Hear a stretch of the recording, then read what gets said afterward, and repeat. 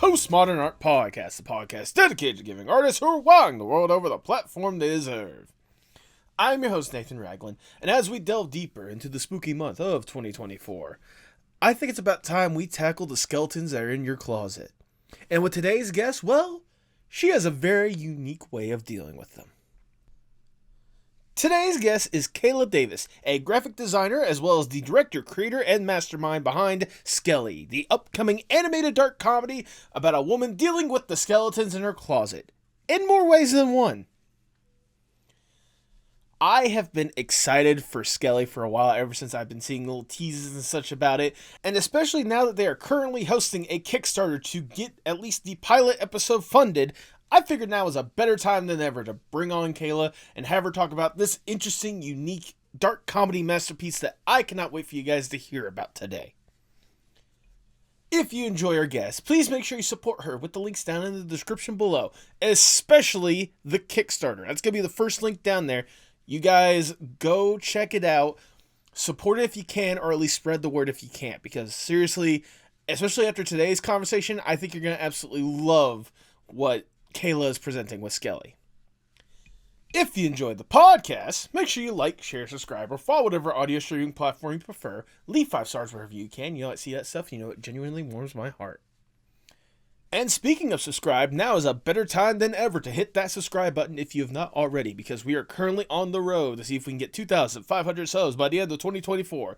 If we hit that goal, I will be getting my first tattoo as designed and decided by you, the audience. So if you want to be a part of that decision, subscribe to the podcast today. And look, if you want to go a little further with that support, may I recommend you check out the merch shop at fourthwall.com. Link to that in the description below. We have some outstanding designs done by some amazing artists, especially the brand new logo design as designed by Roshan Galaxy, and I think you would look fantastic in that streetwear today. But now, without further ado, please enjoy the Postmodern Art Podcast. Yeah, my camera moves with me. That's why I was like, I'm getting used to the camera. Oh, wow. That's actually really cool. I didn't know that they made cameras that do that. Yeah, which is kind of annoying. I got it for work. It's kind of annoying when you go like this and it moves with you and then you get up, but you can stop it. Okay. Like going like that, but then if you want to zoom in, it should. Hold on. You gotta zoom in. No, that might just be it.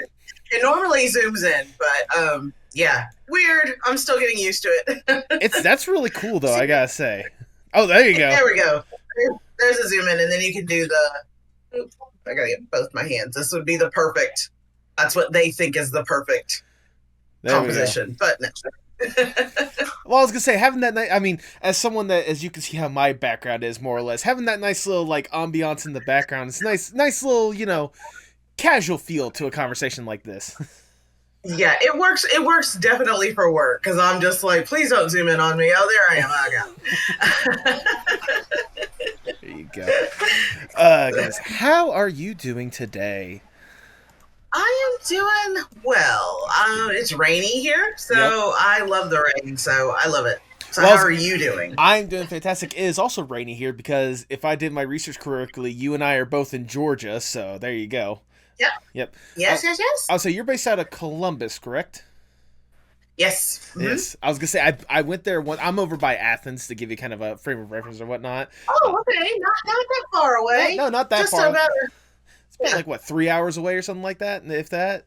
Something like that? Not even. Maybe an hour and 45 minutes? Yeah, something along the lines of that. Yeah, it takes me 2 hours to get to Atlanta, so not that far. Yeah, exactly. And I was going to say, I've been to Columbus once because there was a film festival that I was accepted there years ago called the Way Down Film Festival.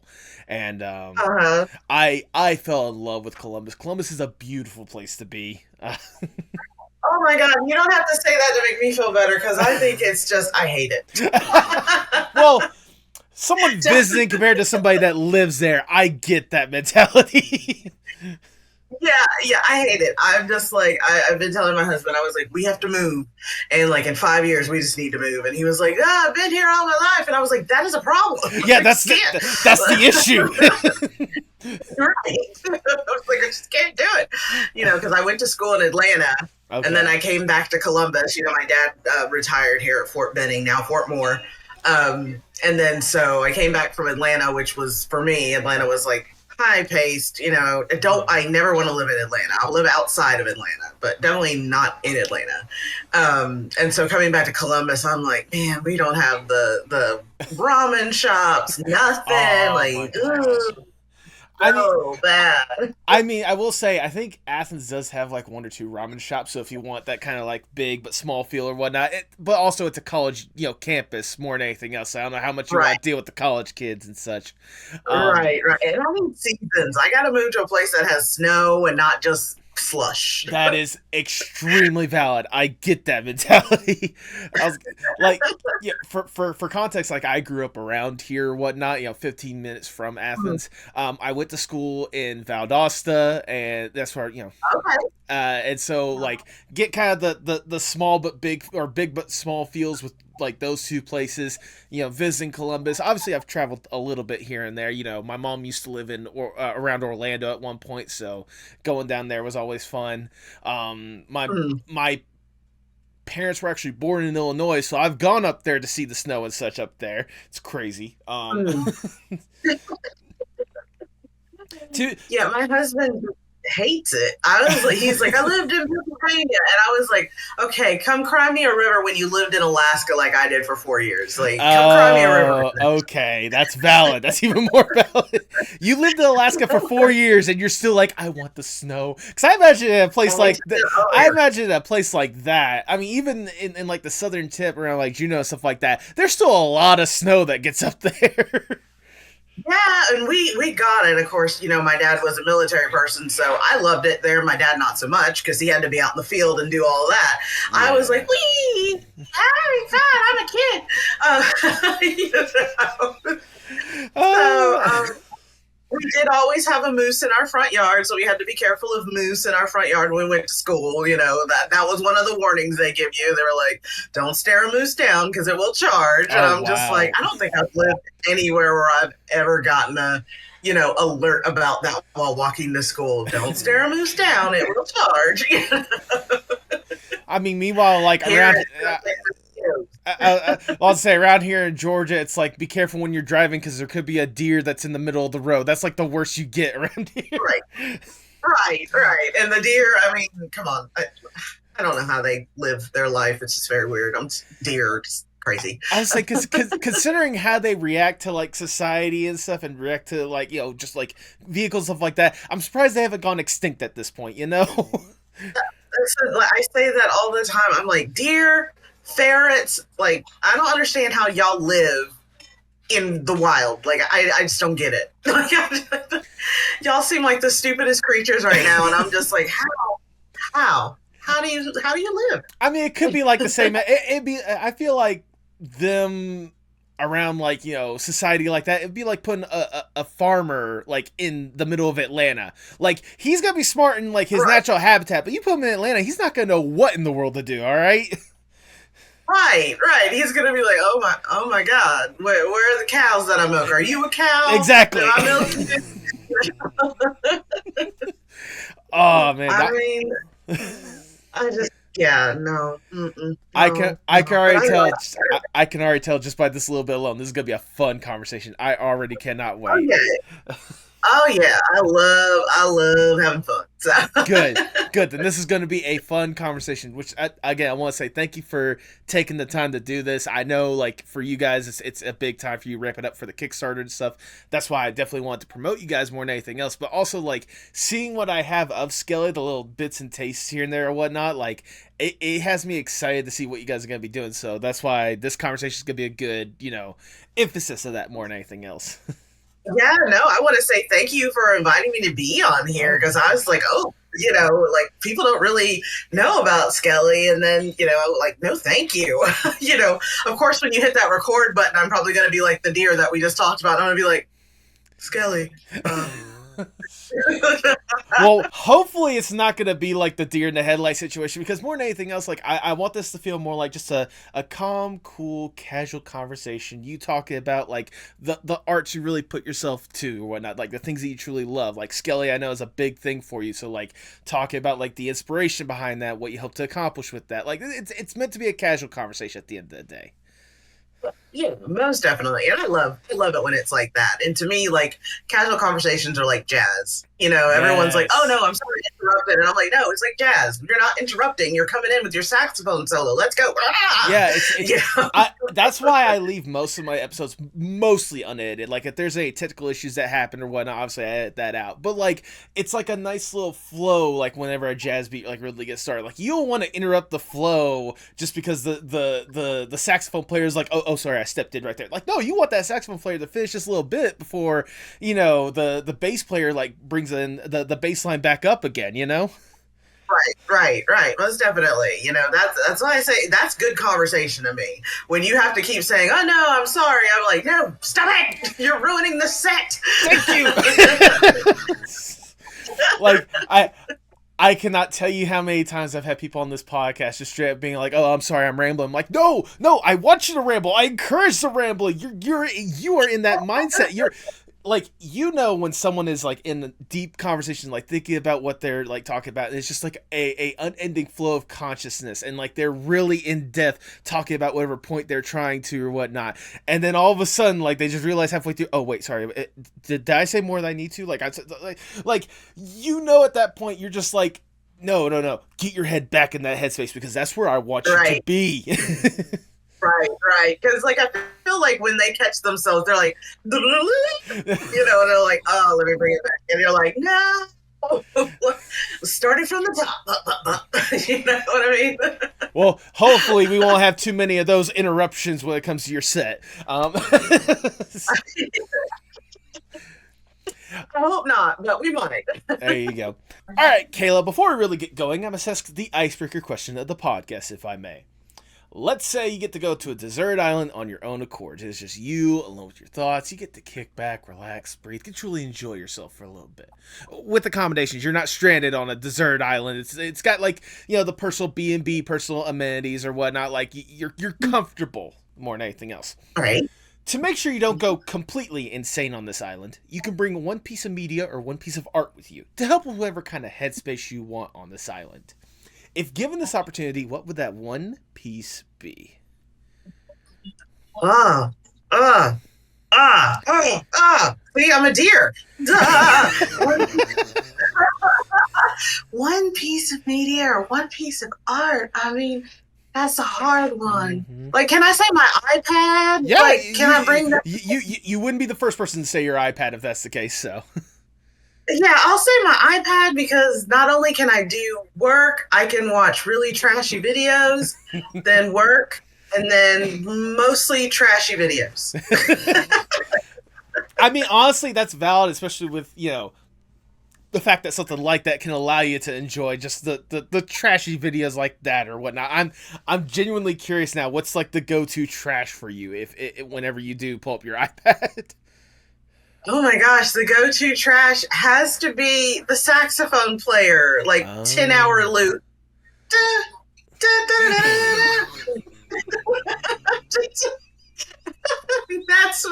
That's my thing. Sorry, I gotta get myself hyped up. Time out. You say that's trash. That is gold, all right? That is a masterpiece right there, all right? That is iconic. That is classic. That is not trash. My husband might disagree because I'm like, all right, we're 2 hours in, and he's like, please turn it off. And I'm like, no, we're jamming. You maybe haven't heard this part, but let's go.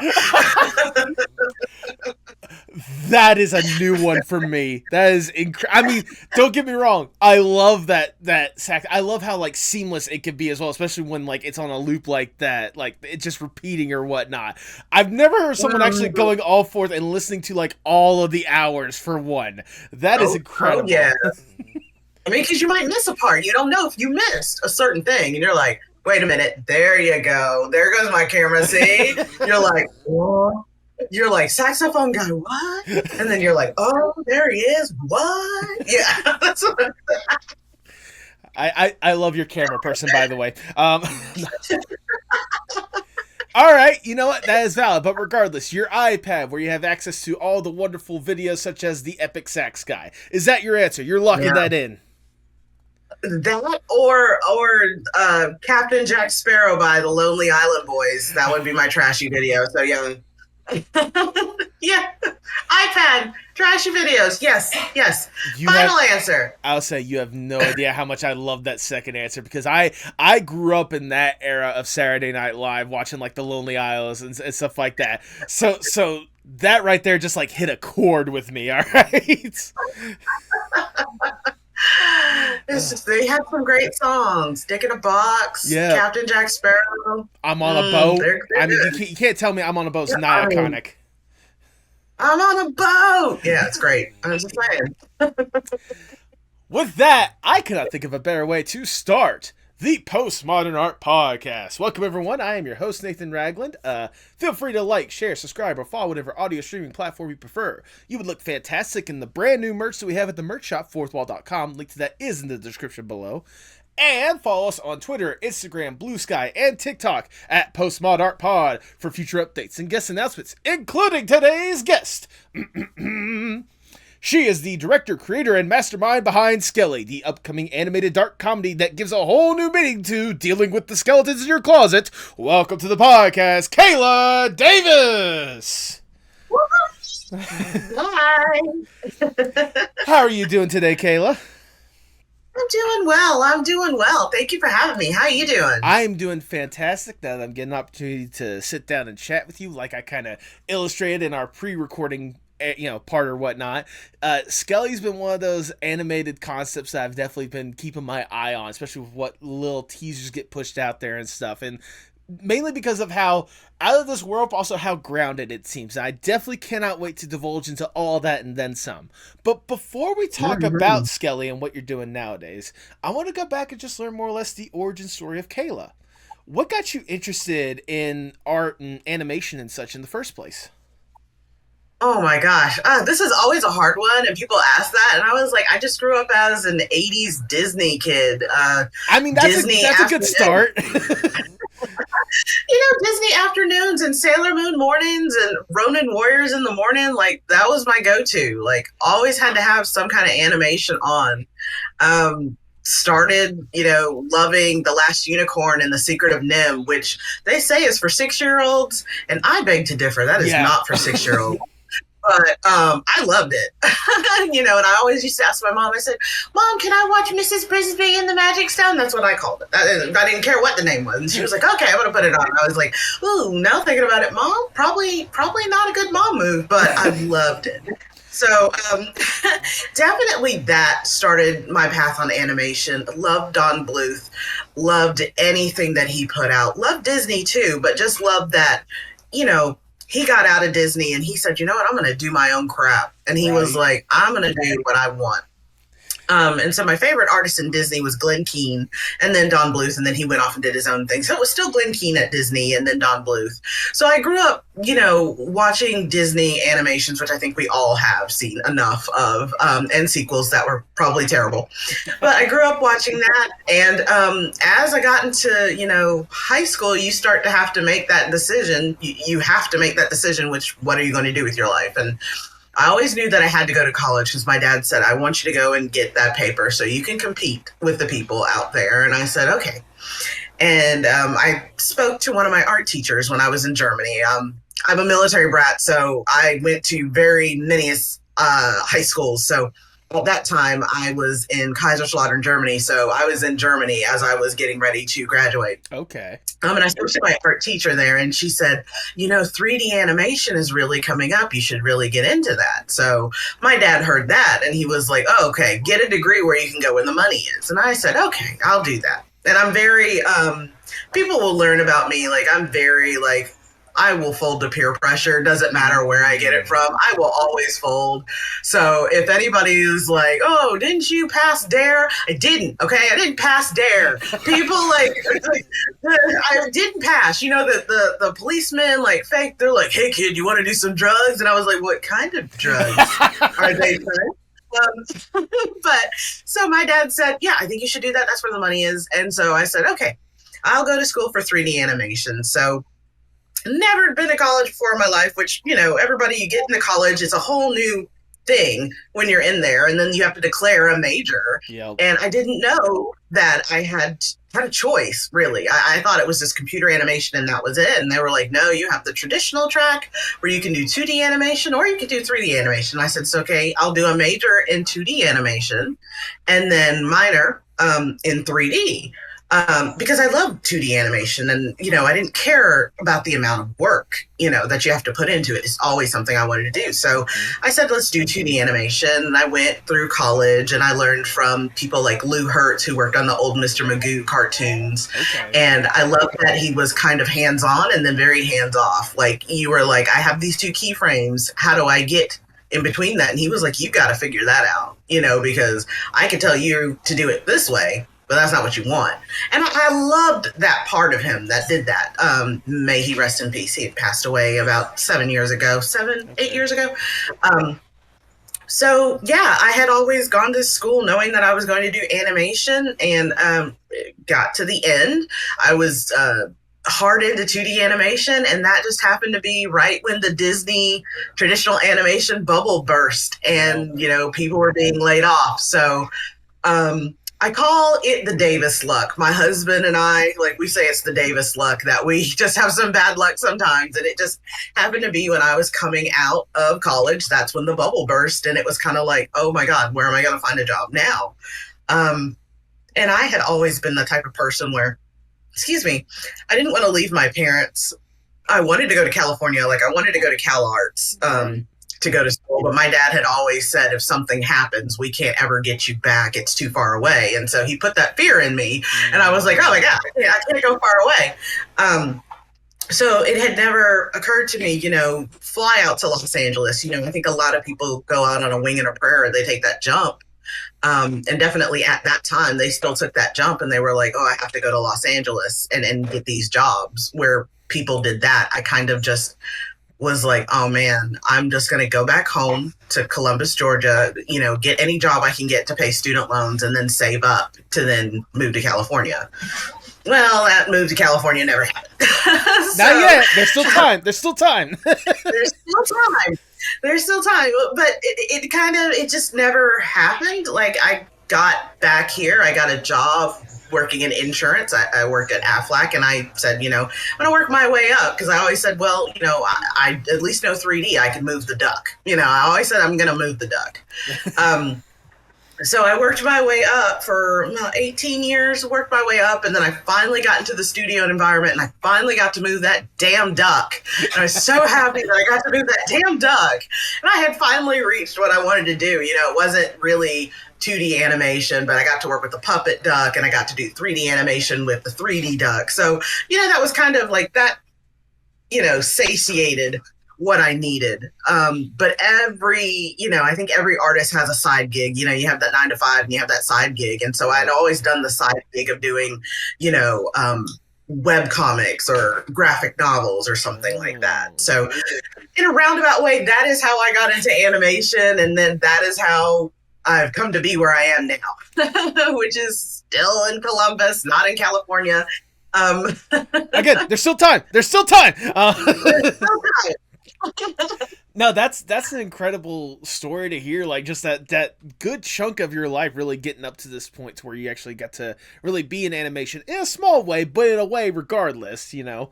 Yeah.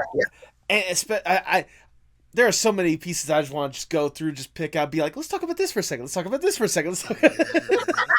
Like, let's talk about it. We can open it up. What do you want to talk about? Well, I was saying, let's go back to some of the early days, talking about, like, for example, the Don Bluths and stuff like that. Like, that early stuff, I can completely understand, one, what you mean by, they say that stuff was for 6-year-olds. It was not for 6-year-olds, all right? and I will say, thank God that you know the Secret of Nim or whatnot was the first Don Bluth piece that you did, not some of his first stuff. Like, can you imagine like growing up and being exposed to Fritz the Cat more than anything else? Like, yeah, that. Yeah. That happened a little bit later. I was exposed to Fritz the Cat, and yeah. So, I mean, the animation. I mean, you gotta admit, Don Bluth did do some good animation for that one. I'm not gonna lie. He had good reference. Yes. But like, it's cool to see that like that love for 2D really growing into some of these other aspects or whatnot. One of the things I wanted to emphasize just for a quick second, you talking about being a military brat or whatnot, but like traveling to all these different places, like you had mentioned before that you've been to Alaska, going to high school in places like Germany or whatnot. Did that kind of like world exposure in a way also kind of lead you to being exposed to different kinds of art and like being exposed to different, you know, things to become fans of? Yes, most definitely. Like, growing up the way that I did, like, I wouldn't change it. And I say that, you know, that my husband was a military brat. His dad retired early, so he was been in Columbus, Georgia for the majority of his life, you know, and some things he's just never done. And I'm just like, you don't get that wild hair to just get out and go somewhere, do something, you know, because like every 4 years I want to move. I want to see new things. I want to see the art, you know, see what they've got going on.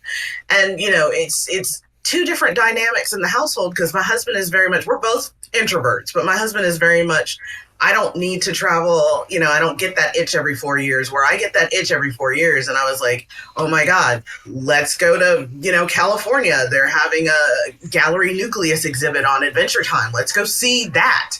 Let's go see what everybody's doing in this place. Let's go see what they're doing in this place. Let's see how they're, you know, we went to Japan several times. We went to the Ghibli Museum. Let's see how that worked out, you know? So, yeah, being a military brat, I wouldn't change it for the world. And I tell everybody, like, before you settle down, travel, go ahead and do all of that. See what you want to see.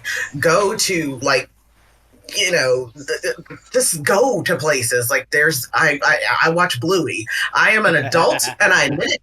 I watch Bluey. I want to go to Australia. I want to go into the Bluey Airbnb just because that crap looks amazing. Right. You know, it's just that type of thing. I just get a wild hair and I just want to go. Now, I can't always go now, being that we're not in the military, but my dad made sure growing up we saw everything, you know, and from Alaska, we drove all the way to South Carolina, and my dad was like, I'm going to make sure we go through every state and we stop, you know, and you guys can take in the states and see Mount Rushmore and all of that.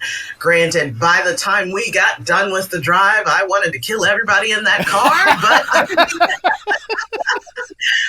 you know, I thank my dad for doing that because not a lot of people could experience that, you know, and you get those little, what is it, that little scratch off map of like the states you've been on, or you get it on Facebook where you can mark out all the states that you've been through and all of that. And I think like most of mine, like a majority of mine is totally filled, you know, and not many people can say that. Most people can either say, oh, I've been to like 5 states, you know. But I'm like, I have been through a ton. I was gonna say, like, thinking to mine when it comes to like actually like solid places to be at or whatnot. It's like most of the Southeast and then Illinois. Like that's really about it right there. You know, like I went to Texas when I was little because my uncle got married. You know, been to Louisiana for New Orleans. You know. Alabama because that's where my mom currently lives right now, Georgia because that's where I live, Florida, Tennessee, you know, South Carolina, and then like I said, just Illinois all the way up there just randomly. Yeah, like trust me, I want to venture out more. Yeah, and I mean, I definitely, so I did it as a military brat, and then when I was doing webcomics, you know, I did webcomics for 10 years. I had a autobiographical webcomic called Casually Kayla. Don't go to that website. Oh my God, they took it over. It is all porn right now. Oh no. They take over. No. I did a webcomic autobiographical about my life before I had my son. So I did that. So I was doing a lot of convention things, and I was trying to find conventions in places that I had never been. So I went to New Orleans, never been, Louisiana, I wanted to go, or Texas. I went to Staple, never done that, or I drove up to Tennessee, never done that, never would have done that. SPX, Small Press Expo up in Maryland. I'd been to Maryland. I used to do my internships every summer in Maryland, but just to go and like show off casually Kayla plushes and books and sell stuff. I mean, it's amazing to do that. So even after, my dad retired and I grew up and got older, I was still wanting to travel, and I still traveled for a good bit of my time, while doing the webcomic thing. So it's definitely, I said, get out there and do it. If you hadn't done it, just do it. You only got one life. Do it. I would do it a lot more, but finances are currently a thing. Yeah. Oh my God, yeah. I mean, don't get me wrong. There are times where I do get out and travel a little bit. In fact, in February next year, I'm planning on going back down to Orlando because me and a bunch of buddies are going to MegaCon down there. Oh, yeah, great! Yeah, it's one of those I've actually been there. I was gonna say we just a lot of the people were there the same group where I went to MomoCon for the first time. And that was my first ever convention, period point blank, earlier this year. Yeah. Wow. Oh, wow. Yeah. It was. Did you enjoy it? Oh my God, I had an absolute blast. There were so many high moments. I got to meet so many incredible people, both people that I've gotten to know through this podcast and people that I've just gotten to love and admire because of the art that they get produced. And even artists I'd never even heard about before, being exposed to a lot of them in Artist Alley and such. It was such a cool experience, just being there and experiencing the fun and frenzy of the con atmosphere. It makes me excited for the next cons I get to go to. Oh yeah, gosh, and I hate it. I was supposed to go to MomoCon this last year, and I missed out. Oh man, so we could have met up, but we'll do it next year for sure. Next year, yes, absolutely. Because I'm at least gonna be there for Saturday and Sunday, so I'm definitely gonna be there. Yes. Next year for sure. I will be there. Probably in Artist Alley, or I'm trying to get a panel there, but I will be there. Fair enough. I was see if you can get a hookup with the Animation Appreciation Hub people or whatnot, because I'm pretty sure they'll have a panel at some point or something like that. Yes. Yes. But back to what we're talking about, the thing that kind of surprised me about the whole entire, conversation is in my research, I didn't realize you had done a webcomic and such for several years, this casually Kayla or whatnot. And like you said, kind of an autobiographical thing or whatnot. How fun or how personal was it for you to really tell that story through the webcomic, lens of a webcomic? It was very much, very, very fun because I got to make fun of my husband a lot. He will probably tell you that was the worst time of his life because every stupid thing he did was in the comic. But I mean, I did a bunch of stupid stuff too, so everything I did was in the comic. But it was fun. It was different. I learned that I'm not meant for comics, okay. Because I had thought, maybe I want to do sequential art, and I had studied some sequential art in college, and I was like, maybe I do want to do sequential art. And people say, oh, well, it's easier than animating. I had just realized that, to me, it's storyboarding. Yeah. And it's I want to see the reaction to get to that moment. So I need to see the movement,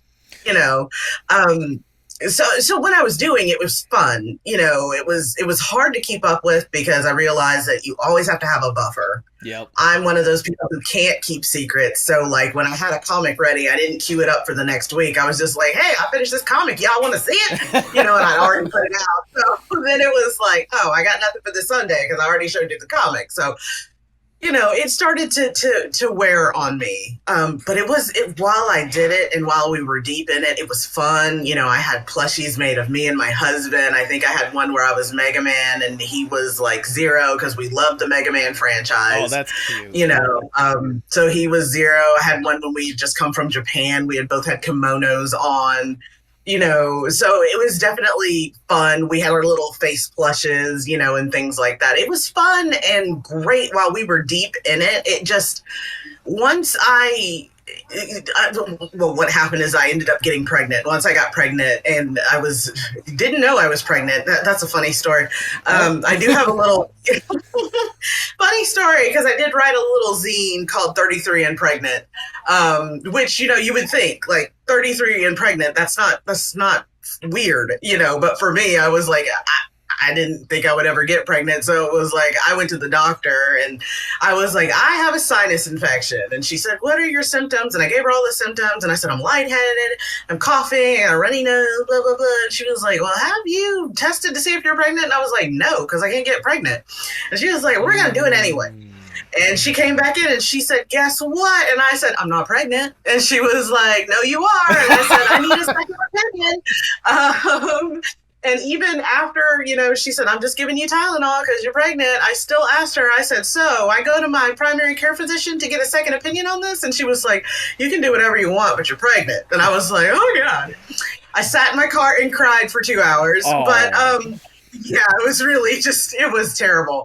But my best friend, like, she cheered me up. She was like, let's go eat Mexican food. And then we were out there and I'm crying into my nachos as I'm eating. And she was like, look at it this way. Your rack's going to get huge. And I was like, what? She was like, of all the things you take away from this, huge rack. And I was like, that doesn't help at all.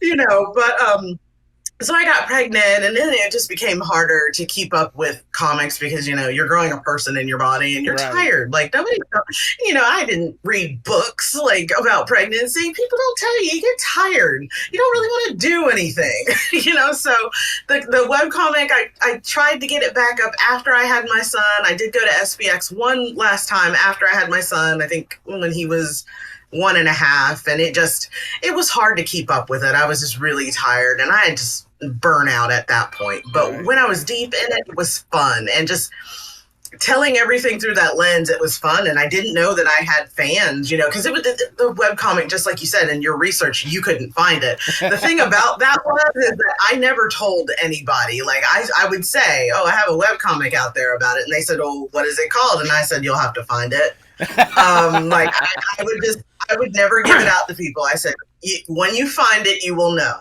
Okay. You know? So I was just like, when you find it, it's out there. You know, so it wasn't anything that like I promoted, you know, but it was just when you run across it, it'll be fun. Like there were enough hints out there. Like I would invite people to like the Facebook, you know, page for it, and I would send I'd be like, hey, look at this funny comic, and of course you could read the URL at the bottom, so you could find it. Like, but I wasn't overtly just out there like, yeah, it's casuallykayla.com. Once again, don't go there. It's porn. Don't. We do not. Don't you do it. While sex work is acceptable, we are not going to promote porn on this podcast just yet. Don't do it. Don't do it. And I actually had someone to tell me that. Like, that was still on my resume. Someone was like, you want to take that off your personal resume? And I was like, why? What is it? And I went there and I was like, oh my God.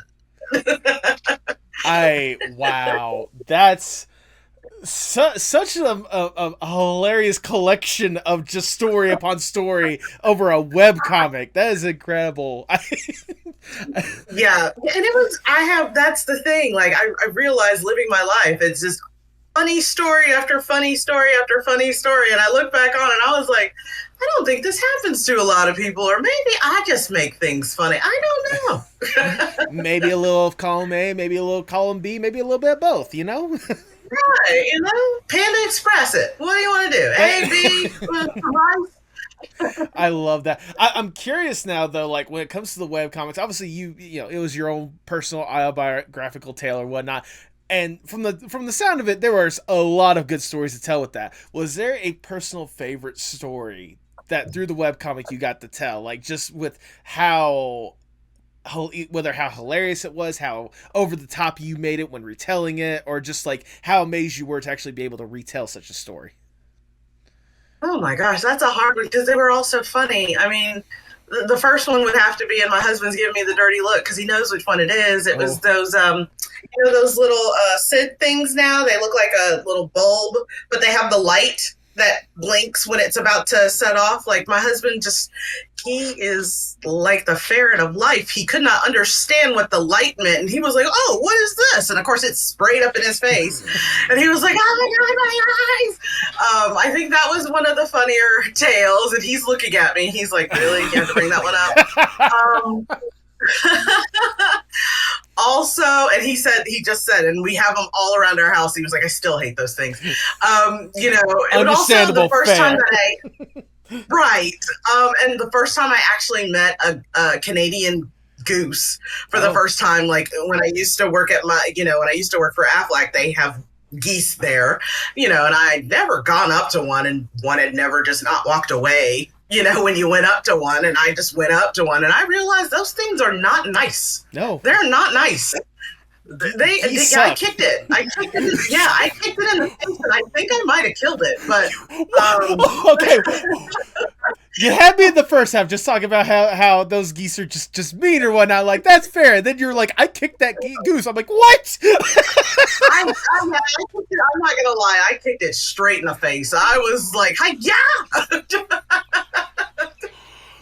It's like my reaction, you know. It's my fight or flight. It's my fight or flight, and my fight or flight is kick and run. So that is. I think he's dead. I said that's extremely valid, but also, oh my god, you kicked a goose. How? Some goose dad, like that family lost a dad that day. I'm sorry. I will say no animals were harmed in the making of this podcast. Just saying. Yeah, unless a bird comes in, and I will freak out.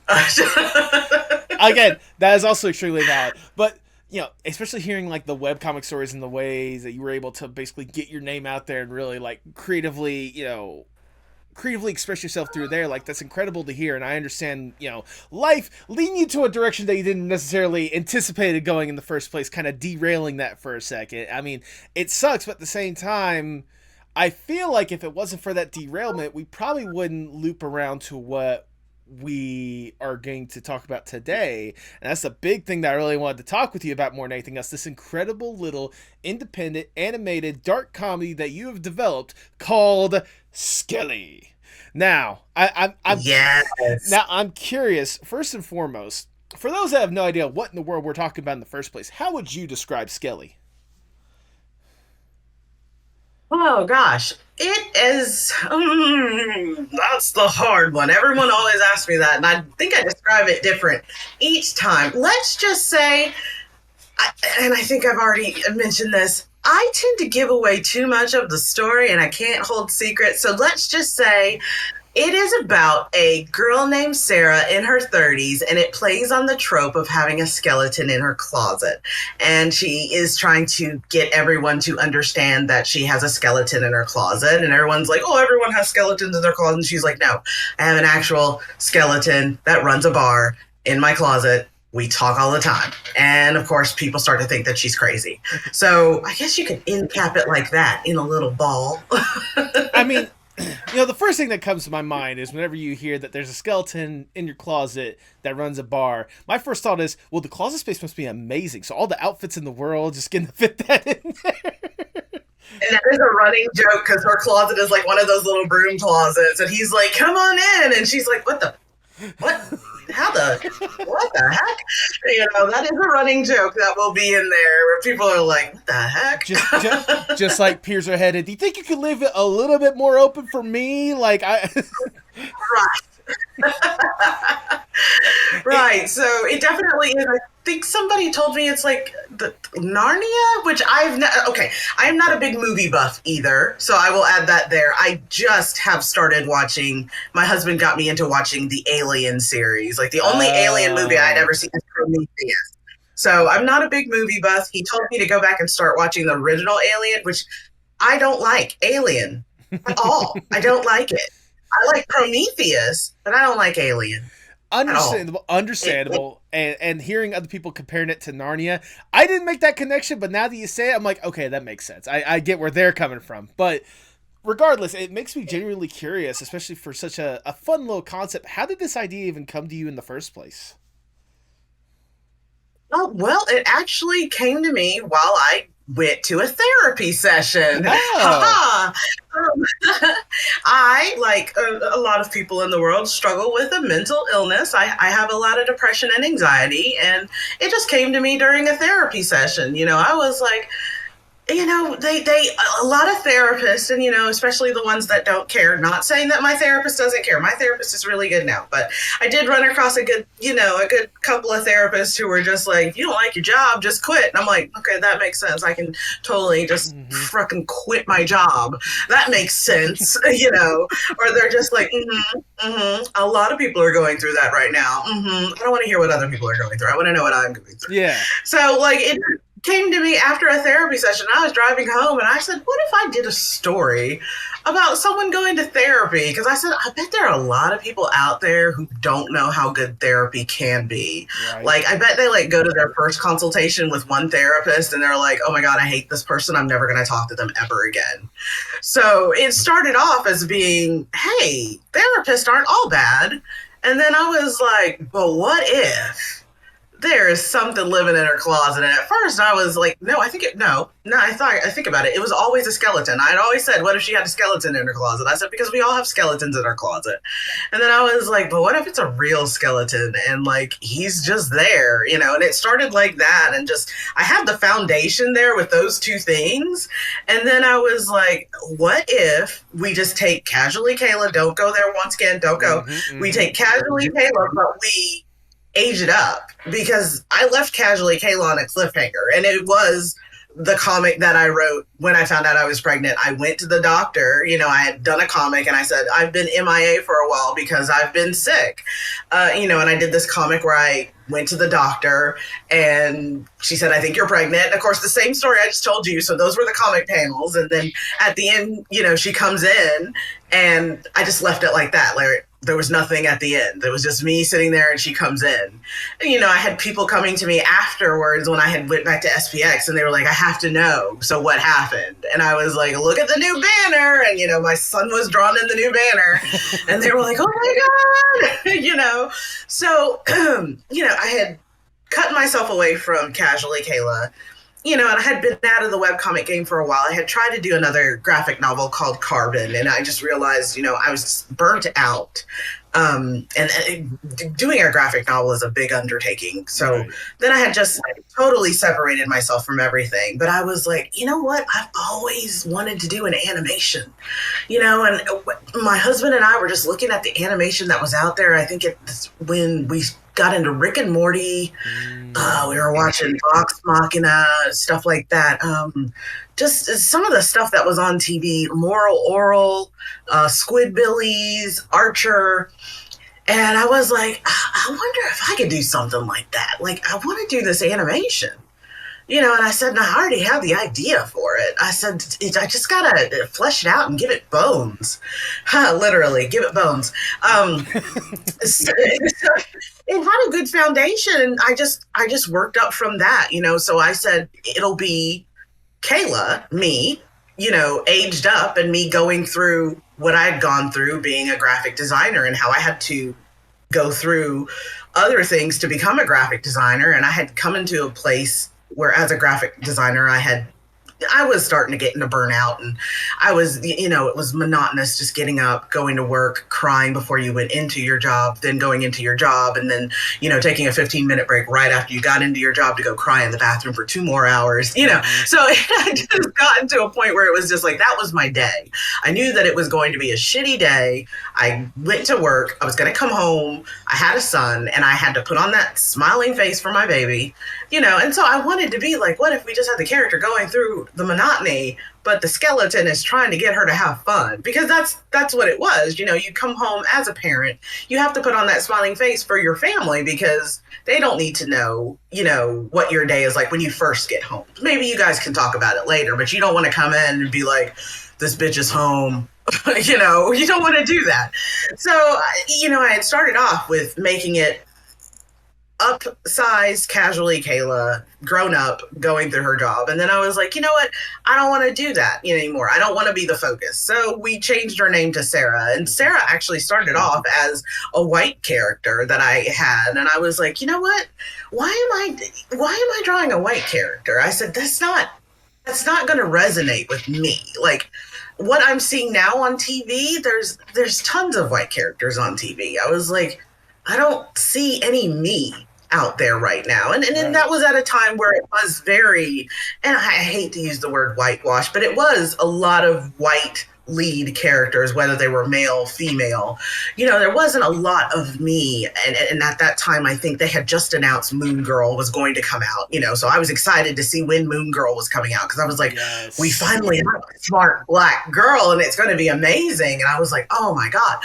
Then, it finally came out and I was like, oh my God, what if I did something that looked like Moon Girl?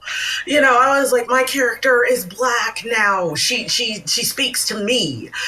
She's not me, but she is me, speaking to other children of color out there who don't have a character like them out there, So it was definitely, Sarah was going to be Black now. She was going to be a child of color. And I realized growing up, being a child of color and mental illness, those two didn't go together. Like most children growing up in a household like that, their parents tell them, oh, nothing's wrong with you. Don't tell anybody that you're sad, because people are just going to think you're crazy, and they sweep it under the rug, and that's just what you do. Right. I think we've seen that a lot in like Turning Red, just coming out where she's trying to be the perfect daughter for her mom and everything has to be perfect. I got to get these perfect A's and nothing is wrong, but really you're struggling with something. And growing up, I kind of just felt like, you're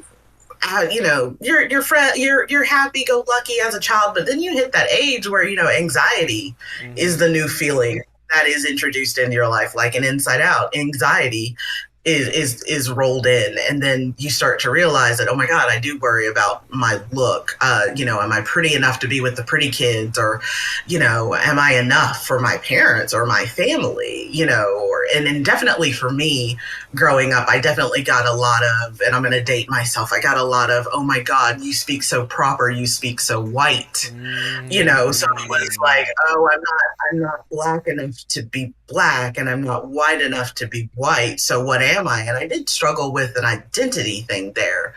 And even within my family, it was a lot of my family that I would go and see in South Carolina, and they were like, man, you talk so white. And I was like, I'm just talking. I don't understand what you're saying. So right? I felt like, I felt like literally, and I say this on calls and my boss gets so mad at me, was literally the black sheep of my family.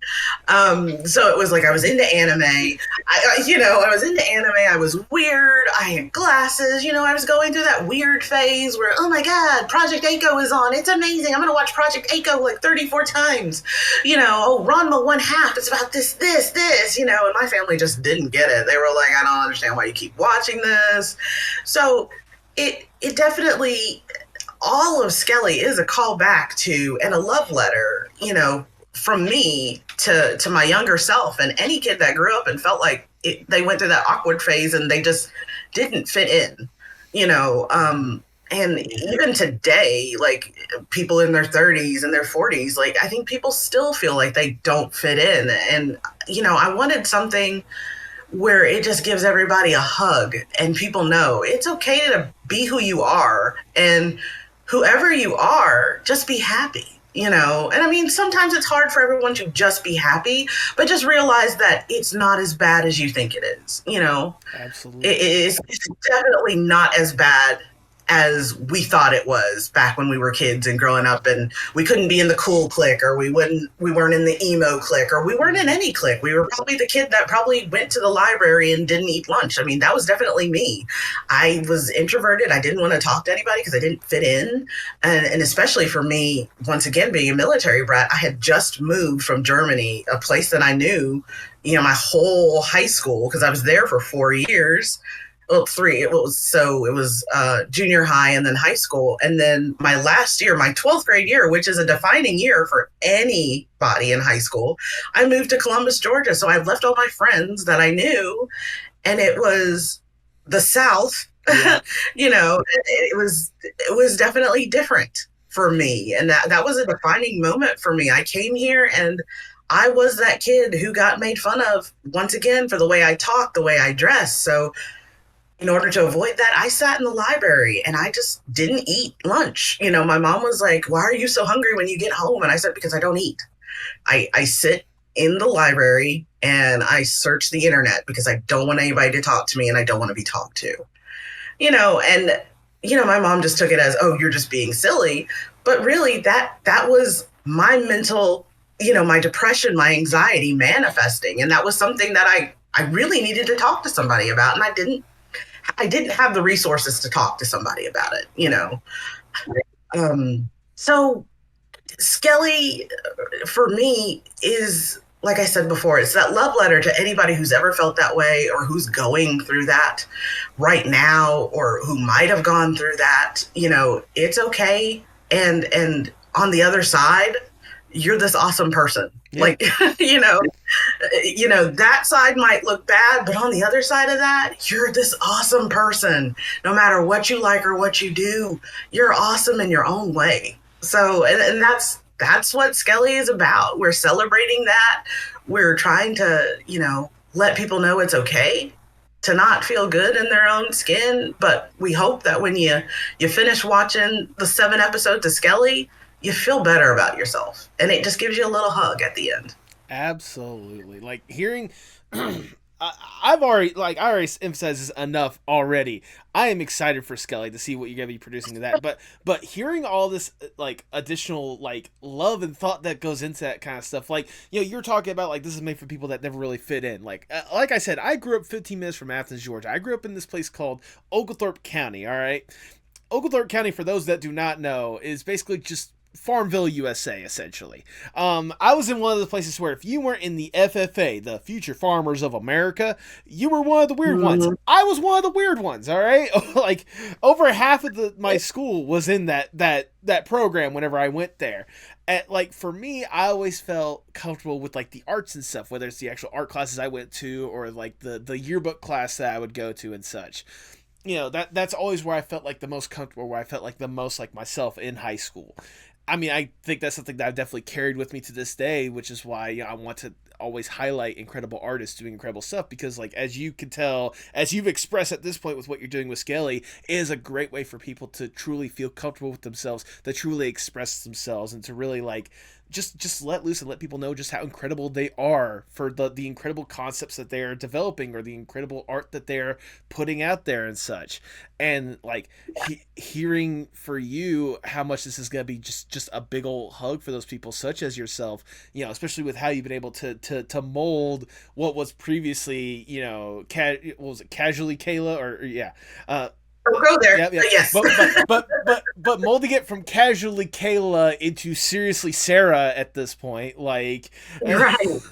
Like it's incredible to hear how much love and care you're really putting into these characters, and how much emotion you plan on putting into something that, for people on the outside just looks like something absolutely ridiculous. You mean to tell me that this woman right here has a skeleton in her closet that runs a bar? How is that supposed to work? Well, you're gonna have to watch the show to figure that out. But to hear that it's more than just, the wacky misadventures of dealing with a skeleton running a bar in the closet, and actually going to be like this nice little emotional mental journey for people that struggle with that kind of stuff, like, whatever excitement I previously had for Skelly, like I'm amped for it. I want to see what you guys could potentially do with this. I can only imagine for you, with how long you've been potentially working on this, like up to this point, how excited you are to like reveal this stuff to people, how much you want to showcase this stuff to the world. Oh my gosh, I want to tell everybody the secret so bad, but I can't. I really do, but everyone's like, keep it to your chest, So I do ramble a bit, and I know we had talked about that in the pregame, but I do ramble a bit, and sometimes I'm like, oh, I shouldn't have said that.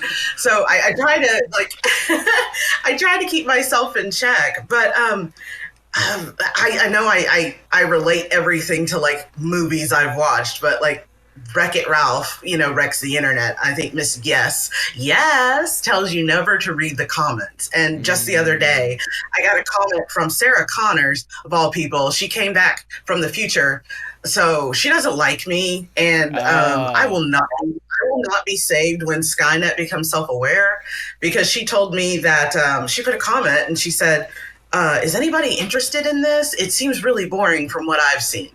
And I was like, well, okay, well, you come from a future where Terminators are wreaking havoc. So I guess it's not a society is that, you know. But It must be the trauma of seeing the skeleton like Terminators or whatnot. Yeah. right. And I was like, what did I do to you, Sarah Connor? Oh my God. You know, so she had put in there that she didn't like it. And I just went back and, you know, I am very much like, I'm a Pisces, you know, I do wear my heart on my sleeve, Okay. but I actually handled this very well for myself, because most of the time I probably would have gone and just, you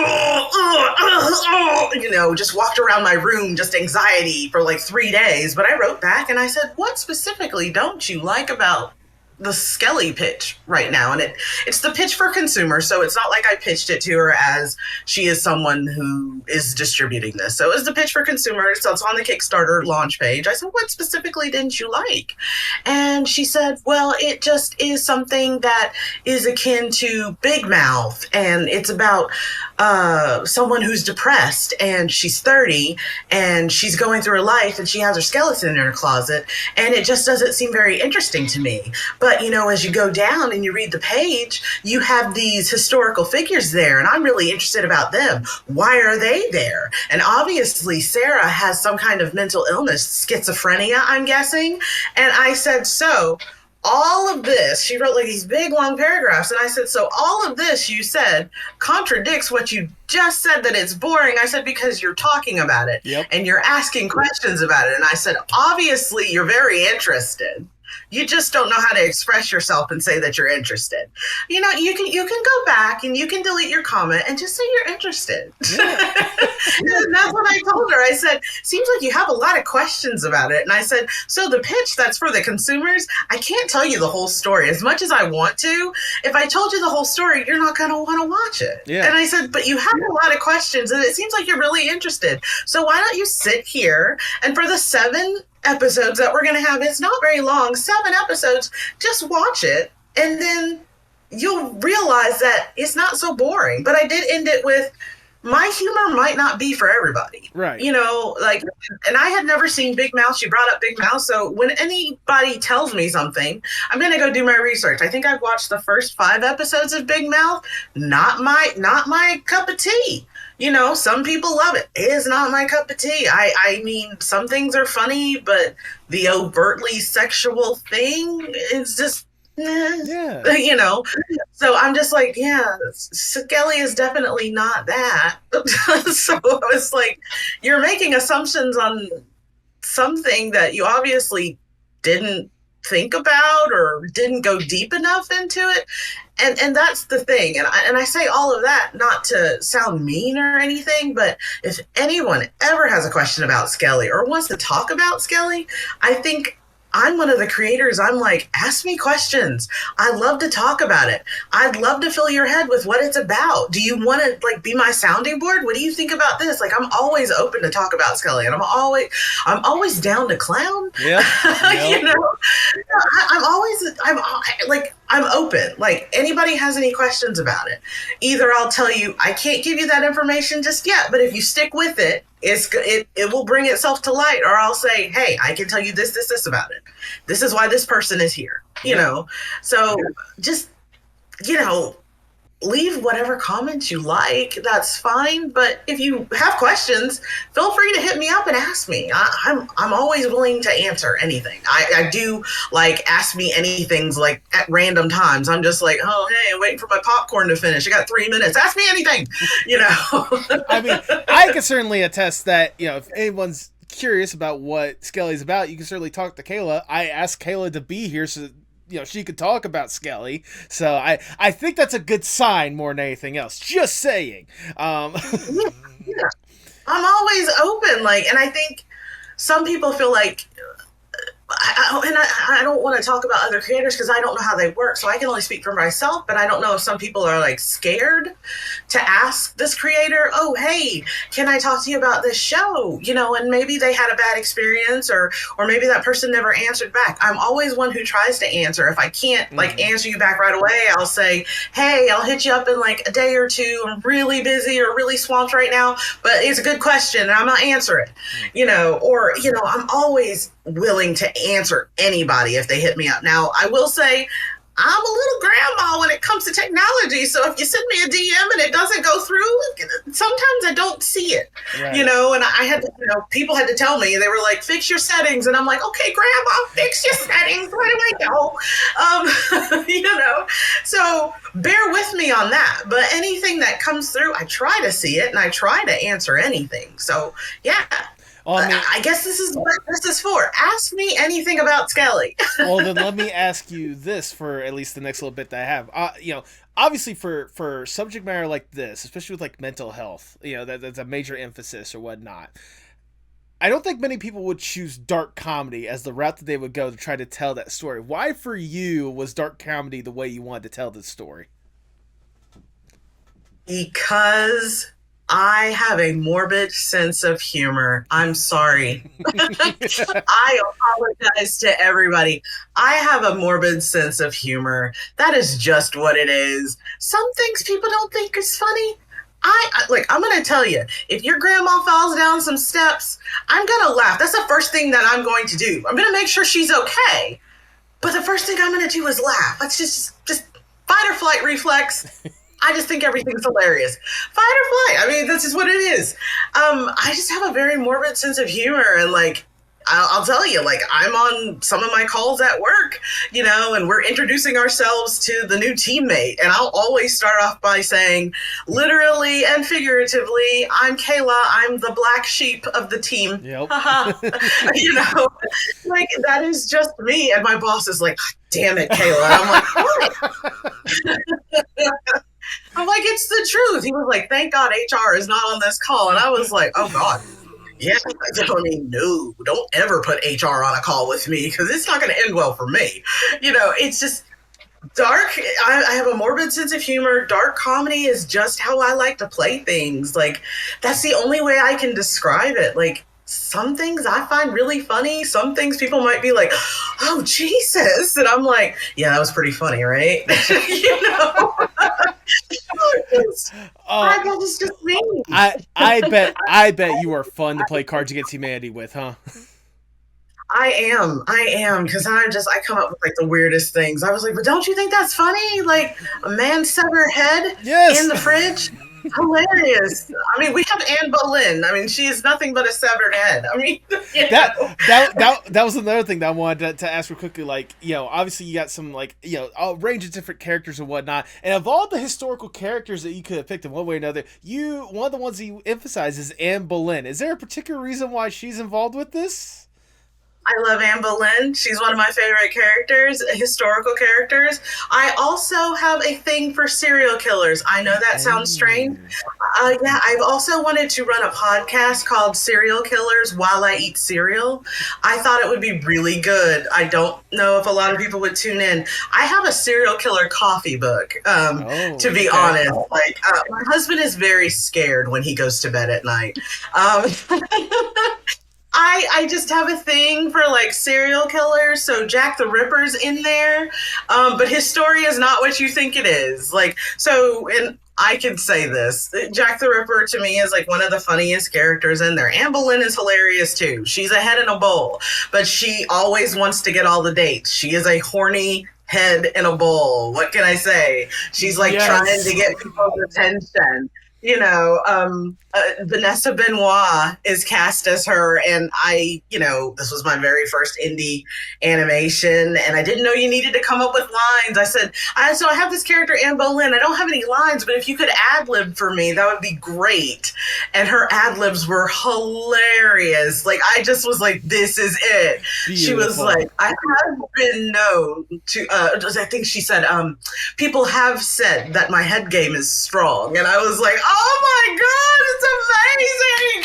Home run, baby. Like, Yes, I was like, you're Anne, and we both love Anne Boleyn as historical characters. They were like, they're both our favorite historical characters. So I was like, no, you're in. You got to be it, And so for Jack the Ripper, everyone knows him as, oh, he might be the first serial killer, but I do a twist on him where he's not really a serial killer. He's really a mama's boy, and the reason that all of these women that he was going out with, because I say that he was going on a date with these women, the reason that they're dead is because they killed themselves because he was so boring on these dates, like to get away from them. Wow. He killed himself.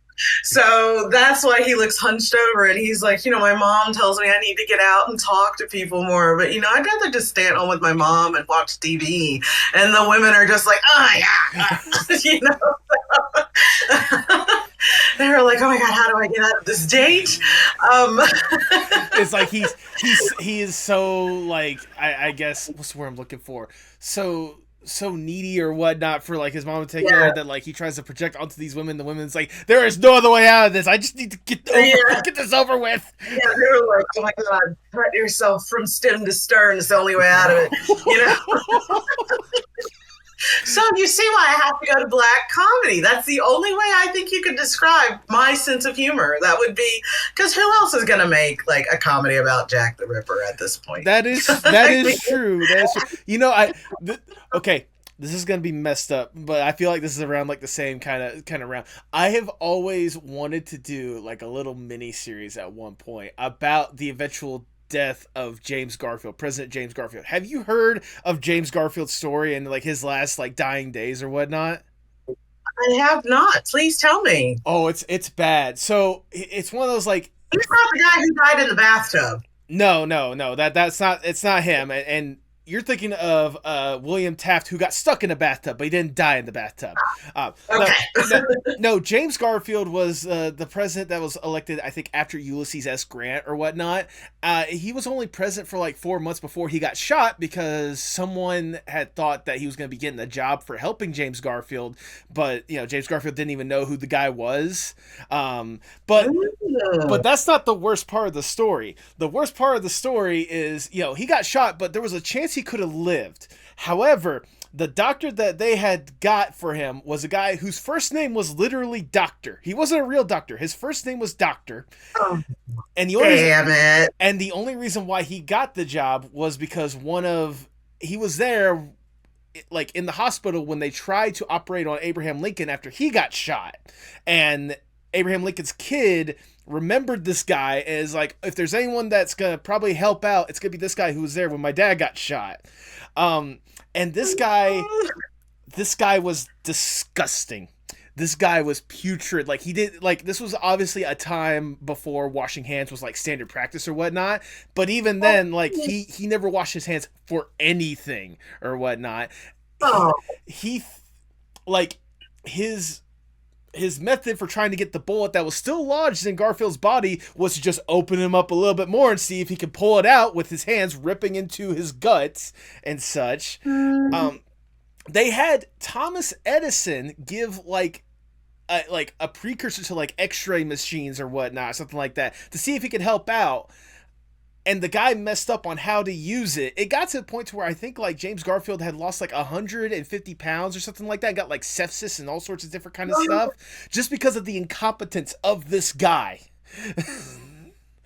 Tell me you lied on your resume without telling me you lied on your resume. Basically. And again, but also, you gotta keep in mind, this was like 1881 or something like that. This was a time before it's like word can easily travel about, oh yeah, don't trust this guy, like we would on, like, TikTok. When TikTok trends happen these days, there's like that one person that's like claiming that they have, like, the miracle solution, but it's actually just water with a little bit of glue or something like that in there, Right.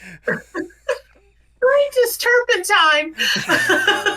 And, like, obviously, it's a horrible freaking... Oh, I forgot to tell, like, the cherry on the top when it comes to situation. So, obviously, the person that shot Garfield was captured and, like, put on trial for his methods or whatnot.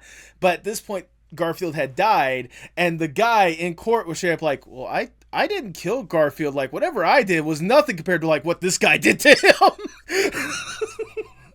Talk to Doctor over there. He's the one. Oh, a doctor? He's a doctor? Okay, Doctor, tell me what you did. Well, well, you see from the bloodstains that are still on my suit, I did and this guy was like top levels of delusion. Like when, like he thought he was like imperfect. Like literally, what was it like? Towards the tail end of Garfield's life, he had told the newspaper, which the White House did not want him to do. He had told the newspaper, "Oh yeah, the president's gonna make a full recovery. He should be good next week." He died the next day. We still got 6 more days. He can come back. You know, they're zombies. and so like hearing that story, I've had this sick twisted like mentality of like doing a series that starts off as this like farcical like comedy that eventually ends into this morbid drama because it's like, well, someone actually died because you were an incompetent person, you know? We need to put him in Skelly. Come on, let's do it. Let's get together and put him in Skelly. I will find the information. I will send it to you. I will voice that guy. I would be more than happy to be Doctor for a little. I just literally want him to be there, and I want people to be like, "So what happened to you?" And he's like, "I don't want to talk about it." Just like you put his hands together, you can see that his hands are basically just rotten from like the blood and stuff that he had or whatnot. At one point, he's like, I've had better days.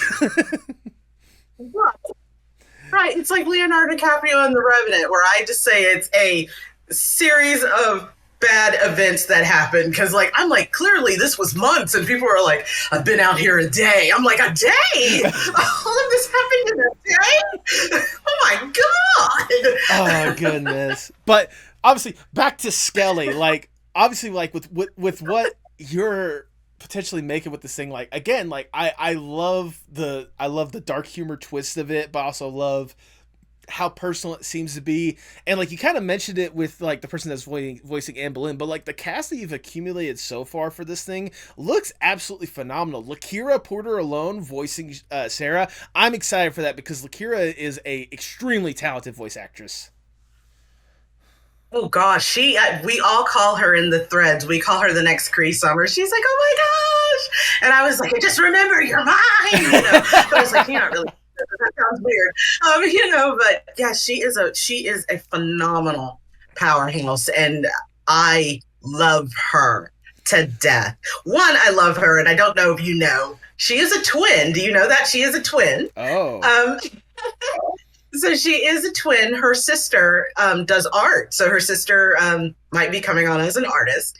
But she is amazing just in the fact that she's an amazing voice actress, but she's also just a great person.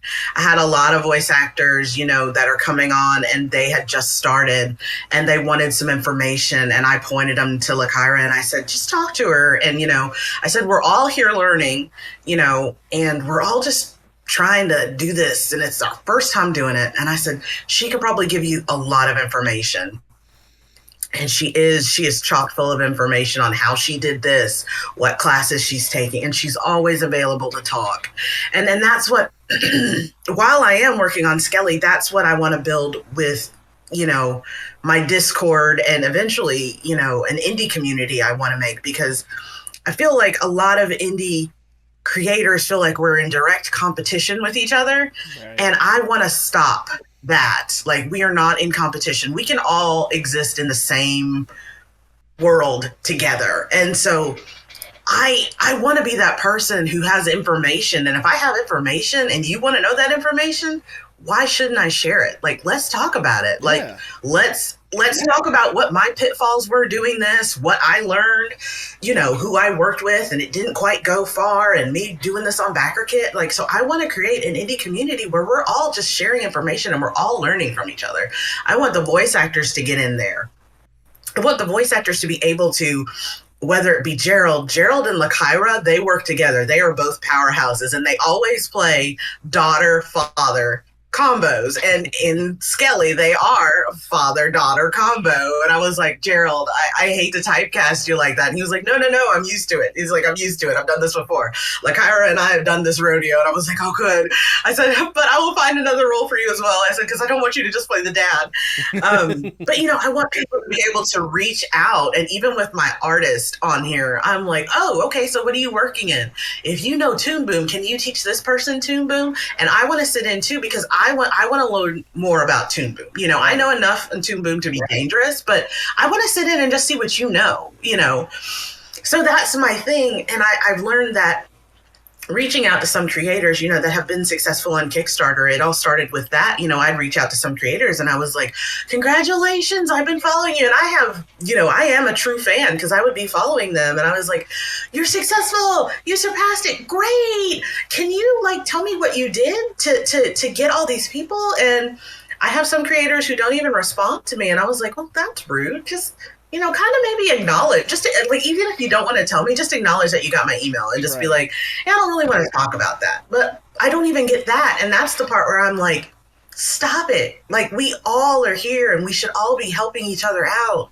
So on my Discord, and we have a Skelly Discord, we have mental health days. We have a whole mental health thing where you can go in and just vent. We always have someone there who will talk you through it, help you through your day, or just be like, hey, some person's like, oh, I got a headache today, I fell at work, I don't know what to do, and I'm always there, go to your HR rep, see if you can get on short-term disability, something like that. Right. But we're always there to help. And I guess that's the part that I don't like about our indie community, is that people are just like, it's the one. It's like Highlander. We only have that one who can make it. Everybody else can't make it. And I'm not going to tell you what my secret sauce is, because I'm the only one who can make it. And that's just not what it is, especially with all the animation protests and things going out right now.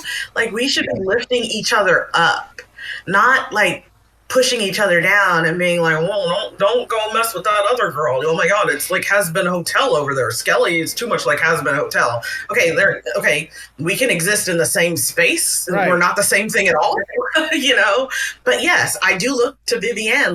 When I started doing this, I was like, she is the mountaintop I want to reach, because she was successful in it. So when I say I do look to Vivienne for that, I would like to be able to reach out to her. Now, she might be super busy.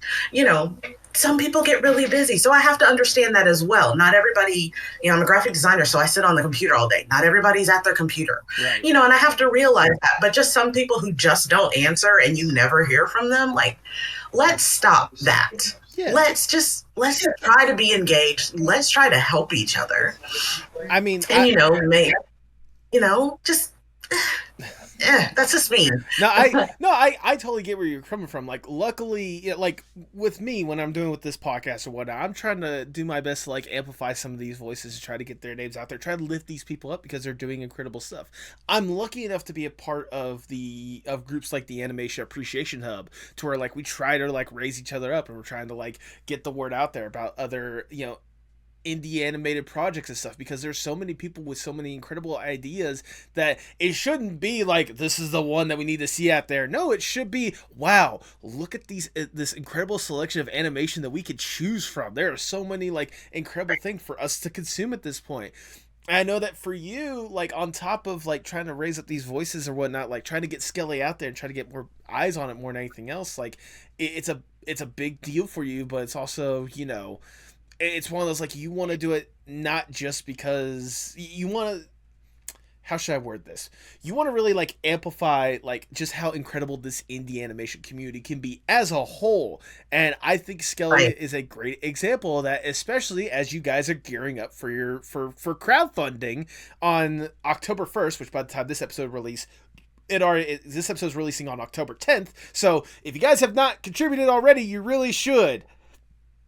Please go ahead and donate. We got a lot of good things for y'all. Yes. I was going to say, do you want to, I think the first important question, it's a very simple question, but why did you decide to go with the crowdfunding route, aside from the fact that you guys need money? Well, it's money, and it's money. Yep.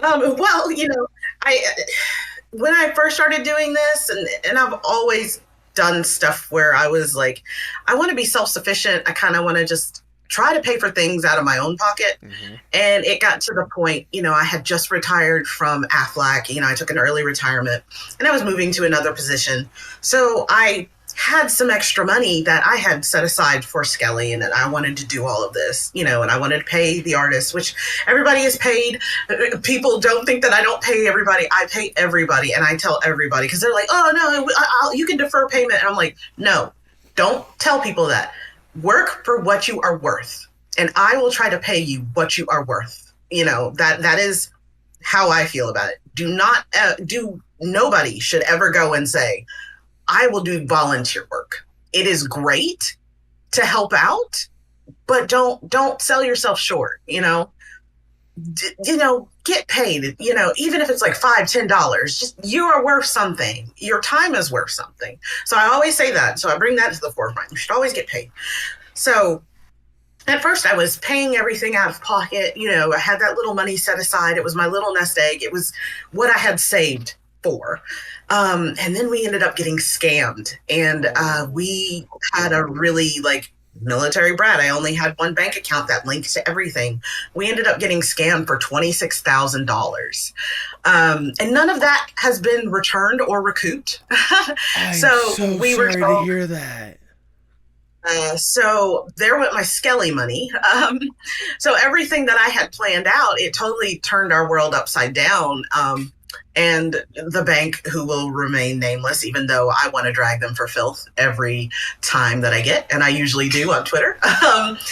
They told us it was essentially like I left my house key under my front porch mat, and a thief found it and got into my house. And so it is my fault that the thief got into my house and stole all my stuff.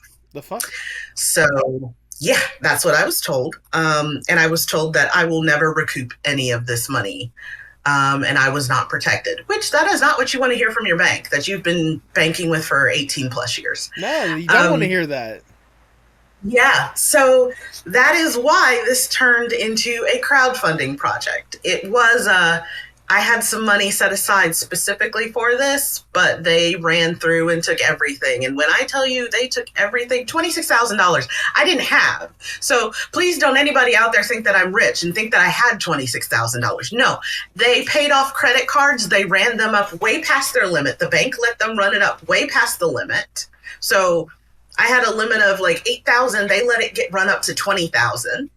And the person would keep taking cash advances, whoever it was that took everything. They took everything from our checking. They took everything from our savings, so they ran us dry. Don't know who it was. They say it was us, but I'm like, we went back and found out how it was done. Someone had deposited a check into our account that was not us. It was a fraudulent check.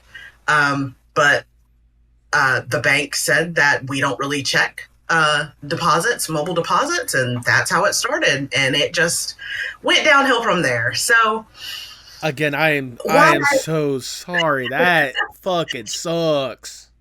Yeah, I think I try to keep a lot of that quiet, but if anyone, like I said, I am an open book. So if anyone asks why I am trying to do the crowdfunding thing, I think a lot of people don't know what I've been through in this past, couple of years. It's been a rough couple of years for us with that happening.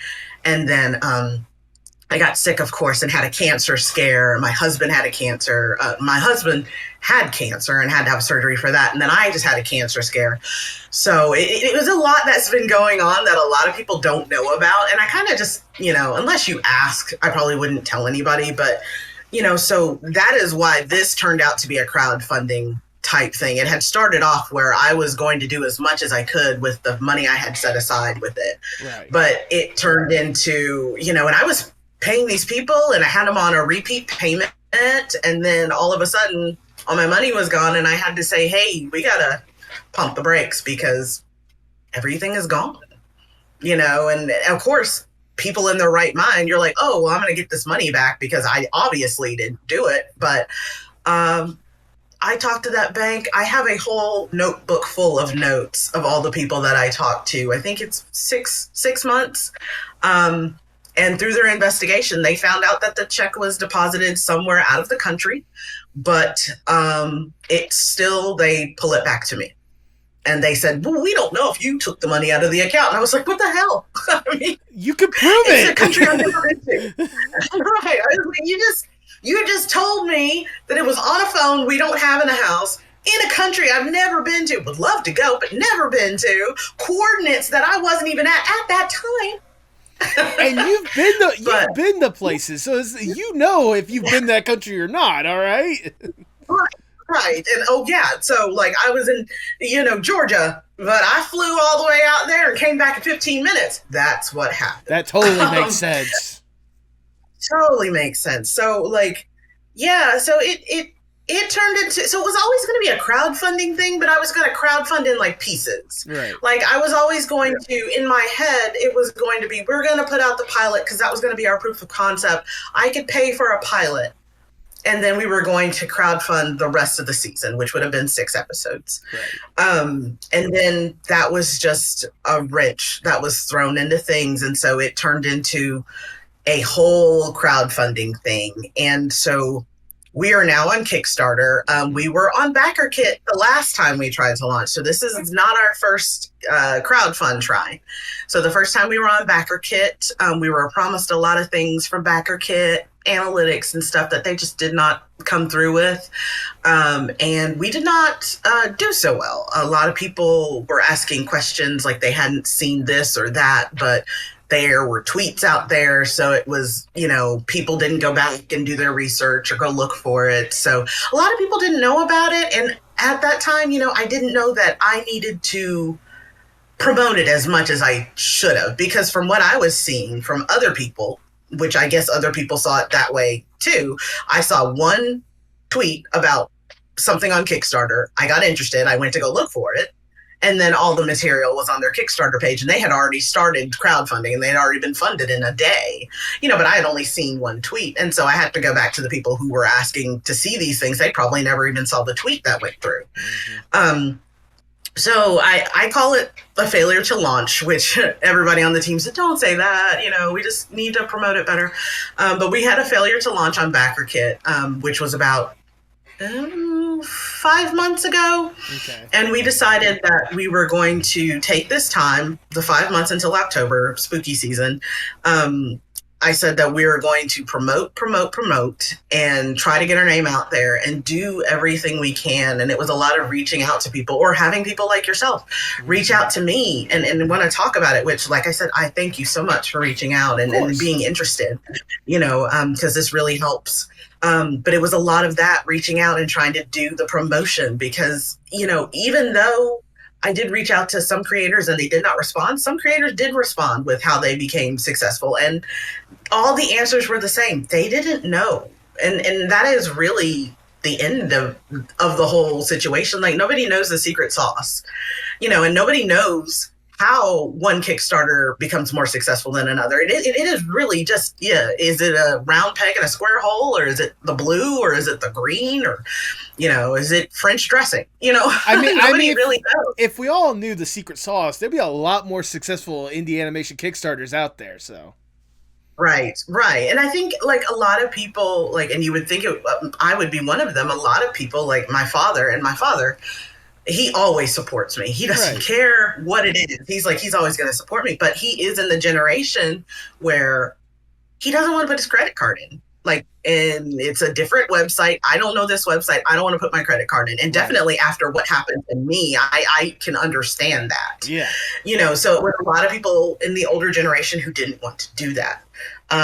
So it was, it was definitely something where it was me asking a lot of questions, going on a lot of podcasts, going into the animation appreciation Twitter, going to see their pitch nights and stuff like that, and seeing what people did. But everybody's answer is never the same. It is the only thing that stays the same is that they don't quite know.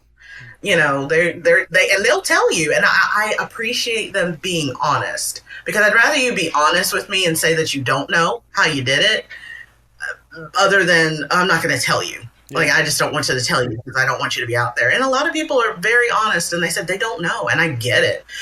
Going through this whole process for these past 5 months, I don't know what makes people laugh because my humor is so different. Like I told you, trash for me is a saxophone guy, for 10 hours. That's trashy videos for me. So,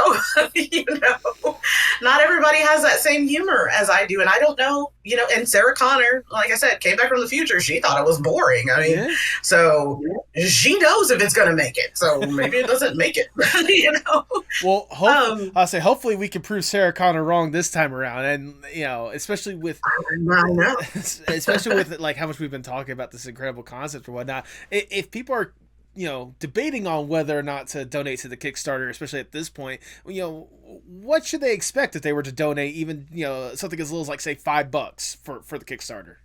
Oh gosh, yeah, we're offering a lot. $5.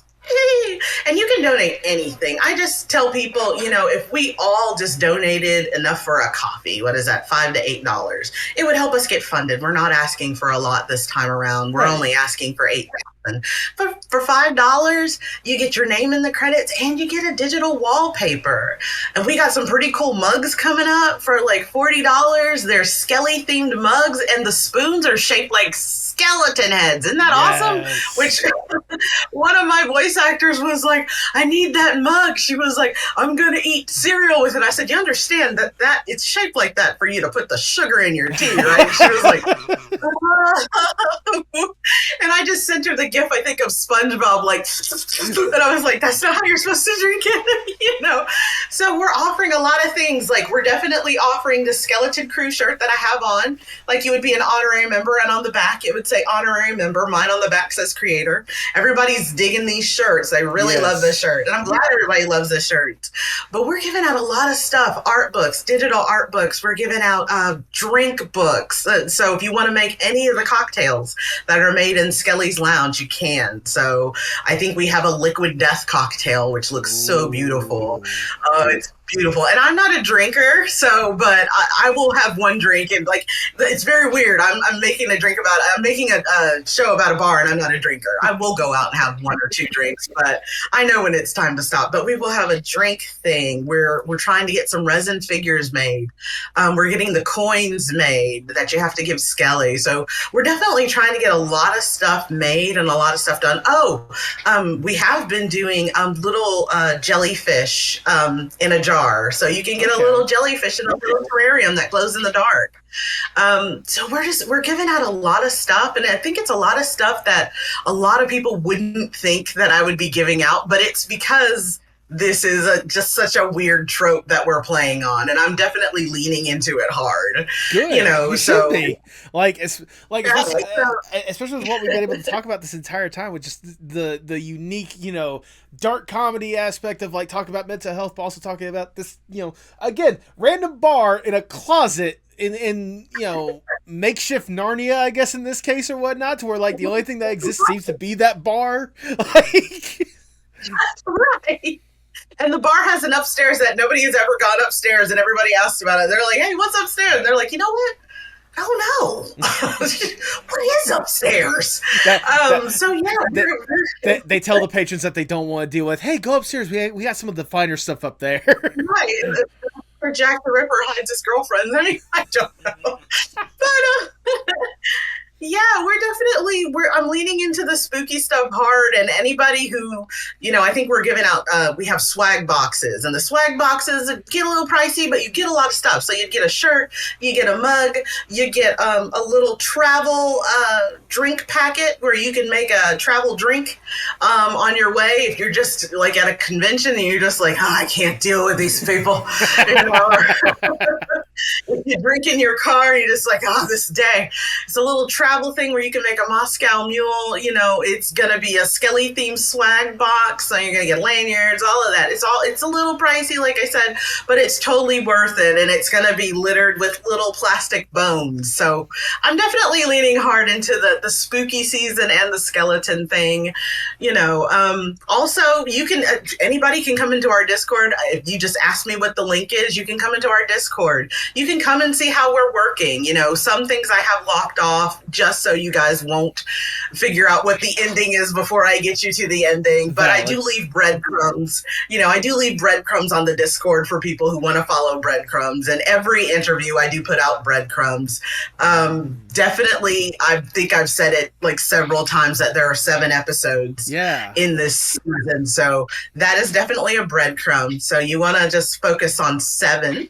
Well, I mean, that's one of the things that I just wanted to ask about, because I didn't realize going into this that you only have 7 episodes planned. Like, because honestly, a concept like this, I imagine if you wanted to, you could spend the time, you know, with tons of episodes exploring all sorts of different concepts and ideas that you really wanted to. But is there a particular reason why you want to emphasize just doing 7 episodes? There is, and I wish I could tell you. I want to tell you so bad. Okay. I want to tell you so bad. But just know that 7 is a number that you should focus on. And definitely, to add to that breadcrumb, go look at Sarah's bio. Okay. I will definitely. So that's the thing. For the people out there and myself, after I get done with this interview, I'll definitely be looking and see what I can come up with. But, like, you know, especially with the excitement of, you know, the Kickstarter coming up, which, again, by the time this episode releases, the Kickstarter is live. So if you guys have not already, the link to that will be in the description below. Go to it. Support Kayla and that crew. The skeleton crew needs it because they are doing some incredible stuff. And it leads me to ask, like, you know, at the end of the day, when all is said and done, especially when it comes to Skelly, what do you hope to have accomplished with it when it's all said and done? When it's all said and done with this season, which I'm hoping there will be more seasons. I'm hoping there will be more seasons. What I want to accomplish with this, and this one's a hard one. I want people to think. So I definitely want people to think. I definitely want people to know that having a mental health issue is not bad.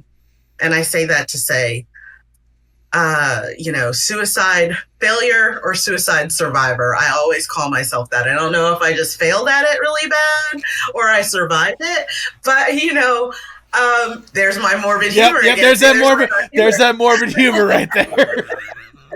It's like I wanted to laugh. I wanted to laugh more, but I'm like, I need to be respectful. But you can't do anything right. You know, so I definitely say that I want people to understand that having a mental health issue does not make you weird, does not mean you're horrible, does not mean anything. In my world, it makes you just a little bit more special, you know, and that it's okay to seek help when you need it. And I definitely, for the people, and I did watch a lot of videos for this, dealing with this, that there was this one guy that I, you know, watched a video, and it just happened to pop up, you know, as I was going through this, because Skelly also is an experimentation about dealing with death. You know, my dad tells me 2 things. There are 2 things that are guaranteed in this life. You're born and you're going to die. And I'm okay with being born, but when he says you're going to die, I can't handle it. Like, even him, he's at this age and he's like, you know, I'm not going to be around for a long time. And I said, I don't want to talk about it. And he said, well, we have to talk about it. Right. And I said, I don't really want to, Dad. So definitely working on this, and with the characters we had, it was, can I handle death? And a lot of people can't handle it. A lot of people are scared of the snap, and that's what I think it is. I'm scared of it. It snaps and then it's just dark. That's what I think it is, and that scares the bejesus out of me. Some people think it's something else. Oh, it's great. Your eyesight will be fixed. You won't have a body. You're floating around and everything's perfect. And I was like, well, how do you know that? That's me. I'm always like asking questions. Well, how do you know that is what it's going to be? You've never died before, you know. So back to the video, I had watched a video of a man who tried to commit suicide, and he failed. And, you know, he said, the thing I didn't think about is that my brother was in the house with me, and he had to clean up the mess, you know, after he did it, you know, and not to bring everyone down. This is a good thing. He was a survivor, you know, and he realized, you know, you can't take that back. once you do it. Right. And I want people to understand that. And I just want to, like, I'm talking to everybody out there. Look at me. Like, we're going to make my camera zoom in. Look at me. If you think that you want to end it, that's not the right answer. Talk to somebody, you know, and realize that that should never be your end.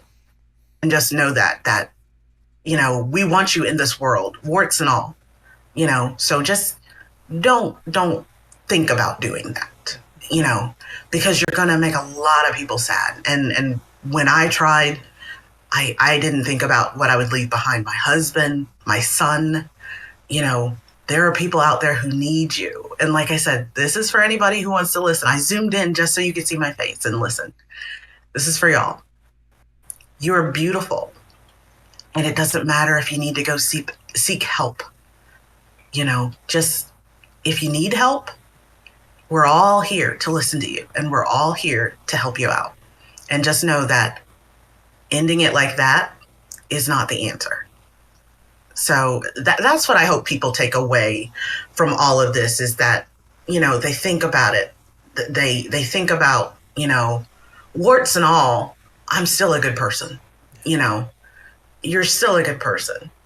And we need you in this world. We need your light, because we don't want this world to go dark because you wanted to dim your light. And don't dim your own light.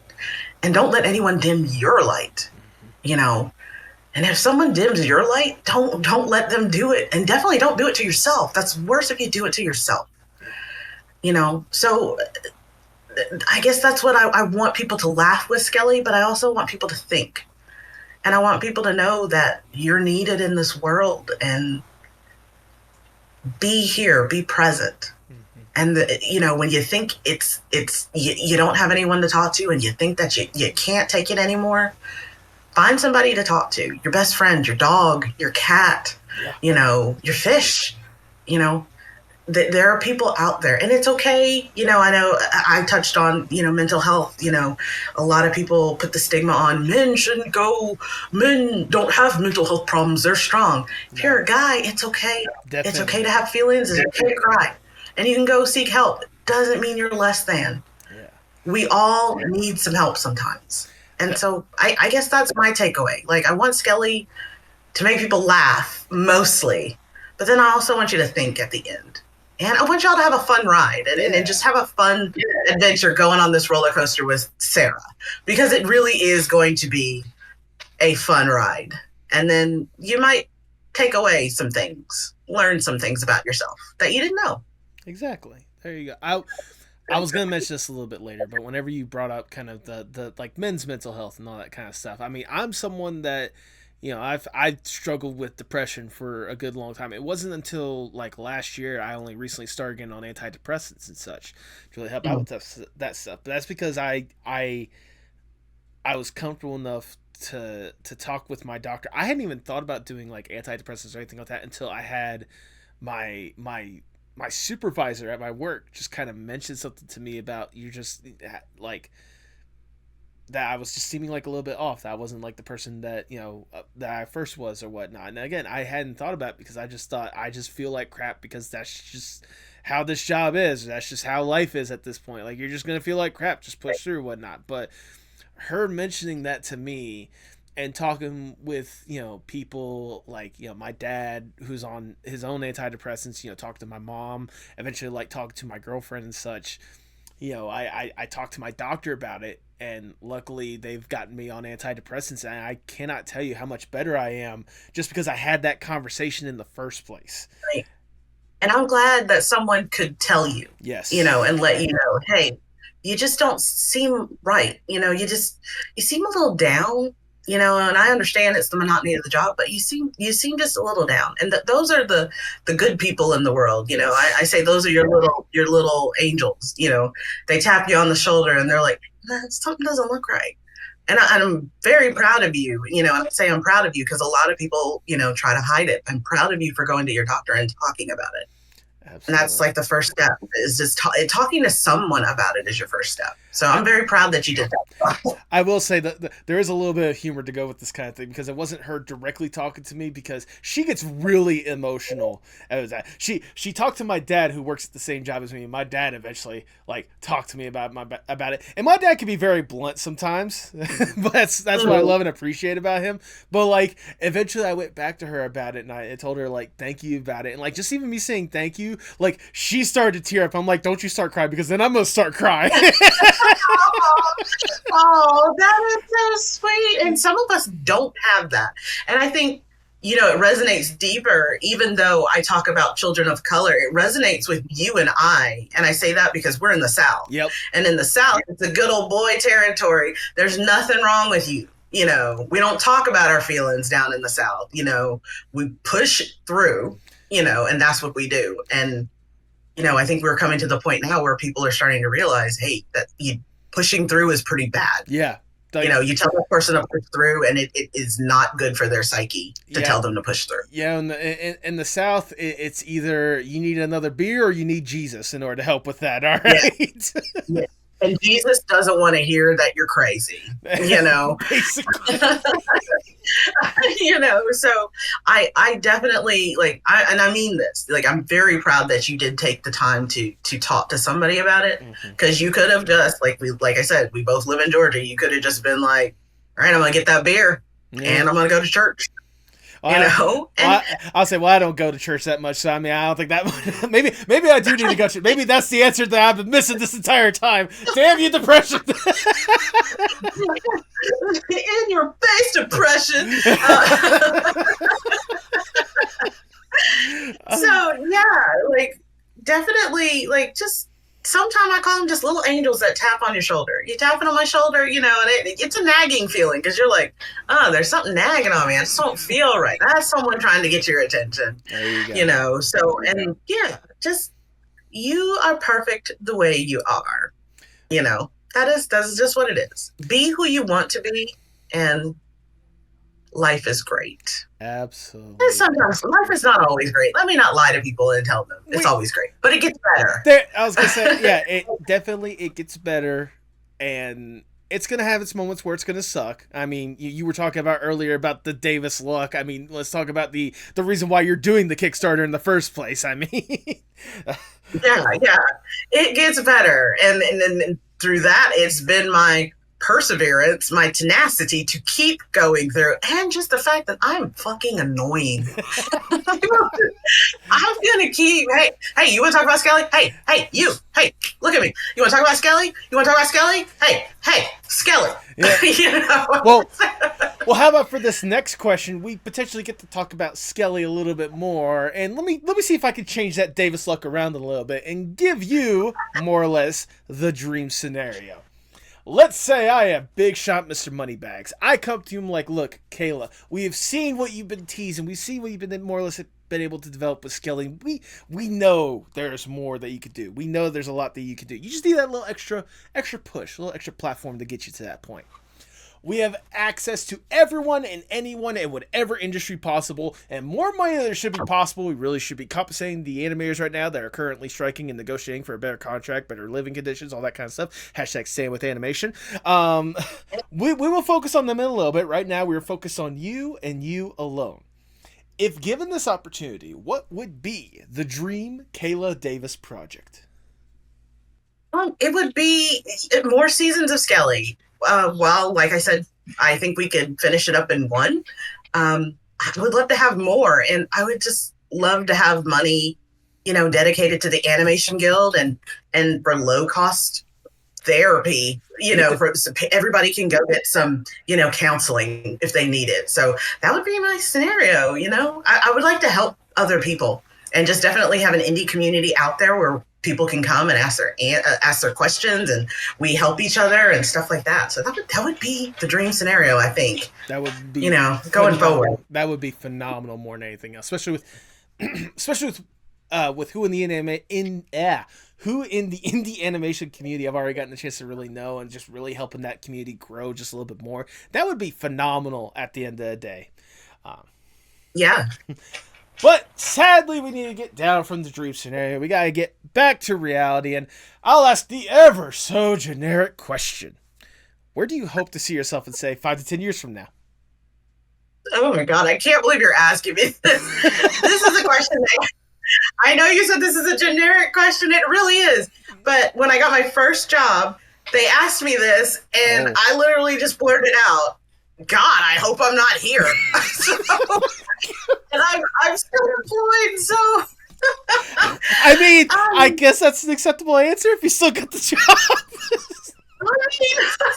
I'm still employable, so look, you can say anything and you can probably still get employed. 5 years from now, I hope to still be like doing this, having fun, maybe working on someone else's thing, maybe working on some seasons of Farfetch or Glitchworks, Digital Circus, something like that. I really want to talk about animation to people and just talk about the animation pipeline. I think that's what I really want to do now, and then just talk to people and just be like, you're not in competition with everybody. Let's stop gatekeeping. Let's help each other. That's what I really want to do, I think, now that I think about it. Yeah. That's where I see myself in 5 years. And traveling more. Absolutely. I was going to say, when you talk about the animation pipeline, I remember, I want to say it's like at least a year ago at this point, I had the Odd Ones Out on the podcast. Animation YouTuber had a show on Netflix called Oddballs. Yeah, my son loves it. Oh, there you go. So you know exactly who I'm talking about.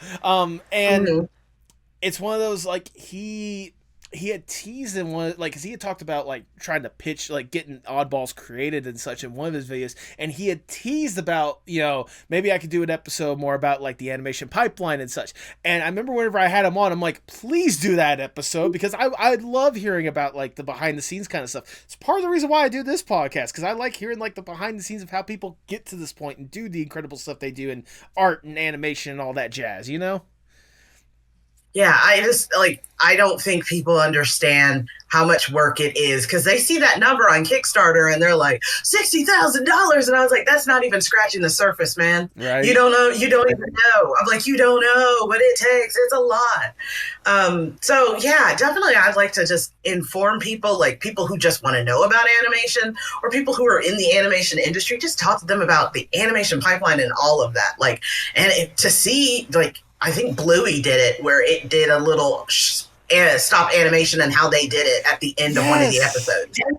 That would be amazing. Like, ooh, they moved her arm here, and then she woke. She's like, I'm awake, But you see what went into making that and all the things they had to do. It's not as easy as a kid watching it and she's like, I'm awake. It's a lot. I love when cartoons have that, like, self-referential moment where they just talk about the fact that they're animated, or like just showcase how hard it is to be an animator. Yes. Oh my God. Yes. Like, I love that self-deprecation. I just love, if you can't make fun of yourself and laugh about it, then what are you even doing? That's what I say. As we start to wind down the interview, I just got one last question I want to ask you. Obviously, you are deeply entrenched in art in one way or another, one form or a matter. Like, from all the way talking back when you were, a huge fan of, like, Don Bluth and the Disney back in the 80s and stuff like that, to here you are now actually going forth and making your own animation. How important is art, not just for you, but for the world as a whole? I think art is very important. We wrap it around, we bring it full circle. Art is very good for therapy. It helps you, do stuff. And for me, I'm a visual person. I think you've seen it during the interview. I talk with my hands a lot. I'm very good at charades. My son's godmother, she lives in Japan. They don't really have the godmother thing over there. But when, she couldn't understand me anymore, I was like, huge pompadour. And I'd act like a guy, so I'm very good at charades. So, like, it helps me. I'm a visual person. It helps me get my point across. And I'm like, look, I want you guys to draw a cat butthole. And they're like, what now? I was like, let me draw it for you. See the anus right there. Draw that. So that is, like, art is needed. It is needed in this world. I think that is wonderfully worded. Cat butthole and all.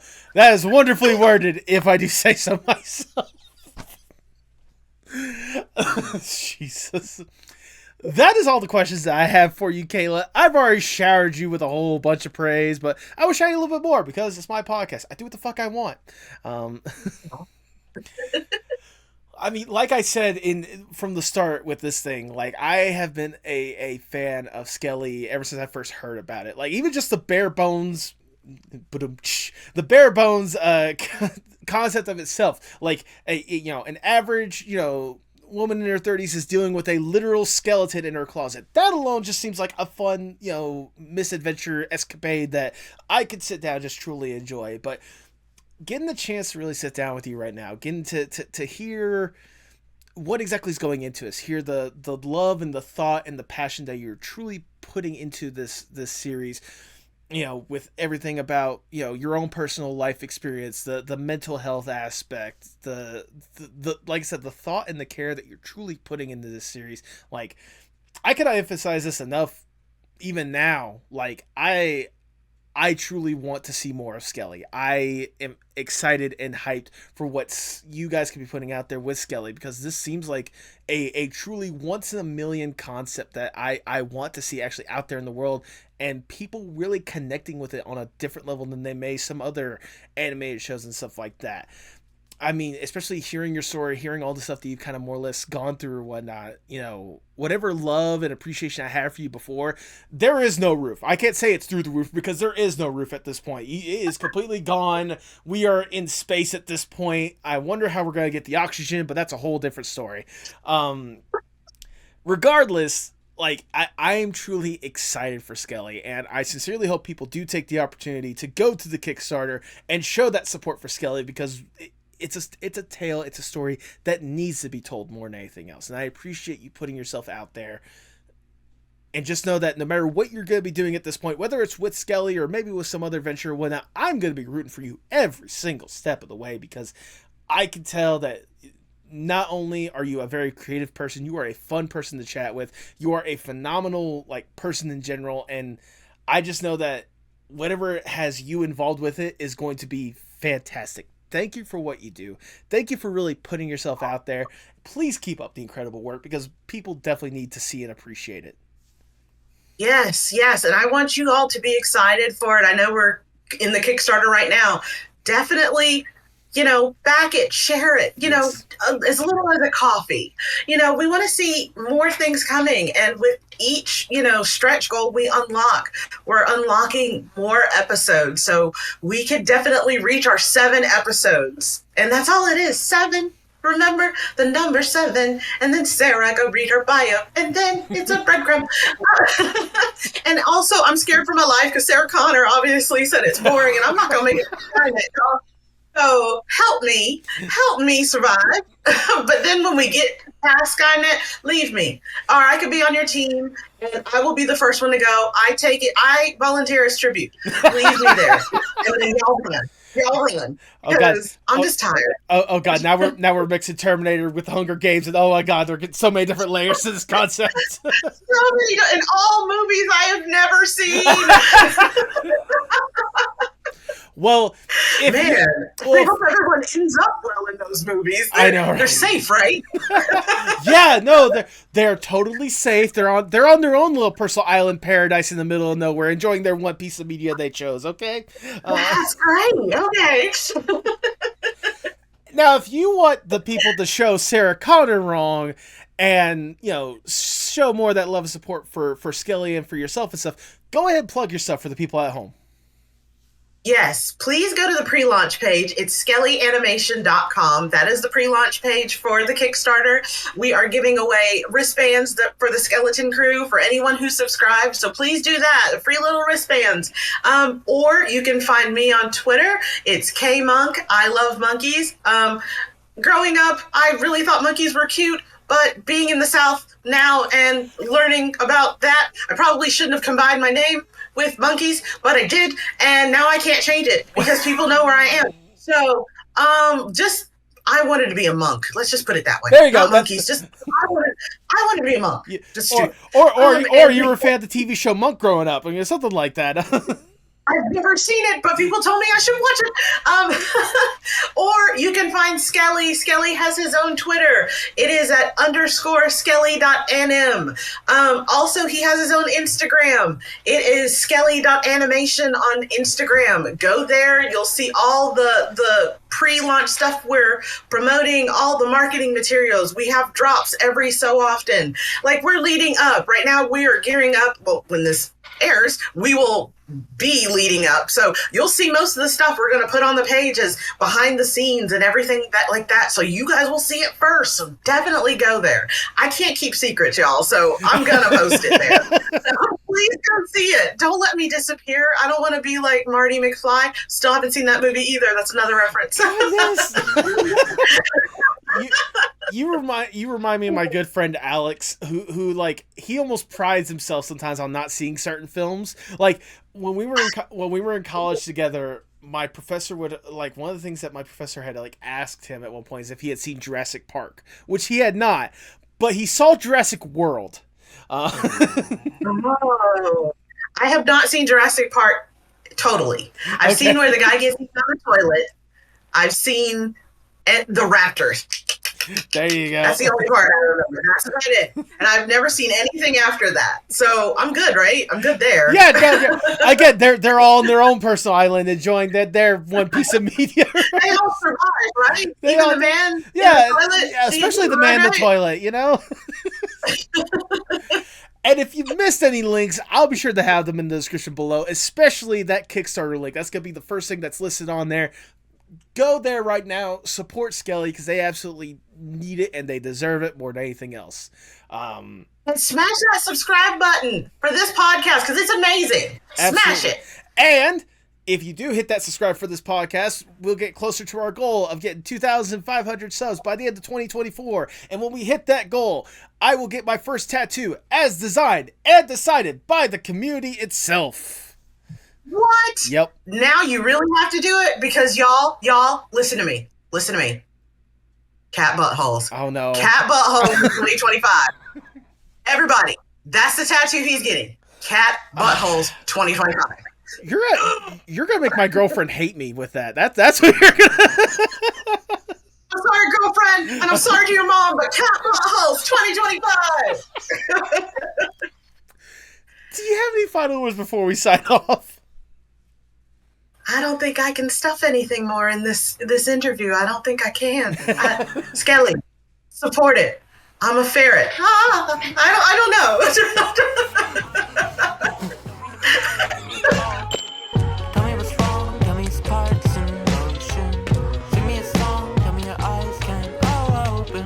Show me it all, pick me up in the car you drove when you used to call. Show me it all.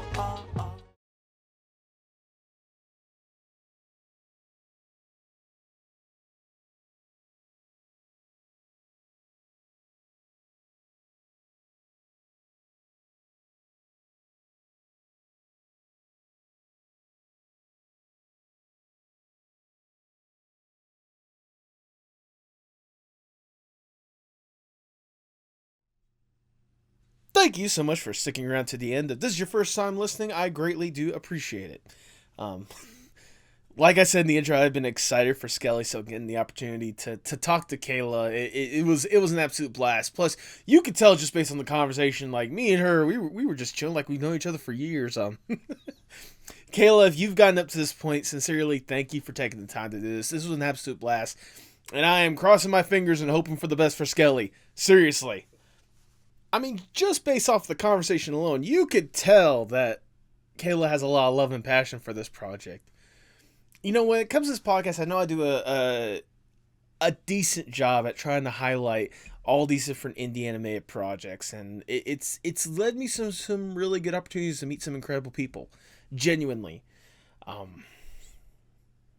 It just amazes me all the creativity that really is out there, and how it's not being used to its full potential because, you know, different outlets, different audiences, they're not giving it the true love and respect that really should be out there. I mean, I know I'm only one person. I'm only amplifying my voice to, you know, a good number of people, but still, like, these projects and these people, like, they continue to amaze me every single day. They amaze me with how their creativity flows. They amaze me with how dedicated they are to tell this story in one form or fashion, however they're able to tell it. I'm always impressed with every single new artist that I bring on, especially every single indie animated project out there. And, like, I know I'm helping out with some here and there. I know I'm helping out with Tipsy with the Evil Little Thing. It's just really giving me that little hint of, like, motivation to really go out there and really try to make something for myself. I have some ideas brewing. I got something kicking around, but I just need to actually dedicate myself to actually doing it,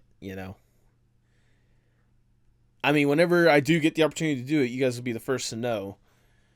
My main issue at this point is going to be getting the funding for it because, put a lot of money into this podcast, especially paying for thumbnails and all that stuff.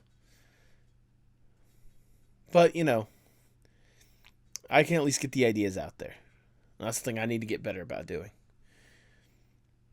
And for you guys out there that are taking the time to push out your own incredible ideas, get these incredible, talented artists together to bring forth an enticing vision, and to really tell the story that you want to, from start to finish, on your own terms. I have nothing but the utmost respect for you guys, and I cannot thank y'all enough for taking the opportunity to do it. And I sincerely hope that you're able to get that story out there, that people get the chance to see it, and they get the chance to really love it. They get the chance to really absorb it and to have a blast with it. I hope you have a blast getting to tell these stories, because you all deserve it.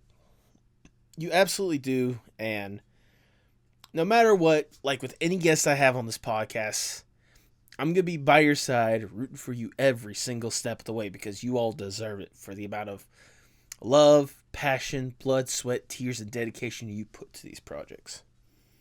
Please, despite everything that is going on in the animation field, in the world in general, all this crazy mishap, keep up the incredible work, because you're doing a phenomenal job.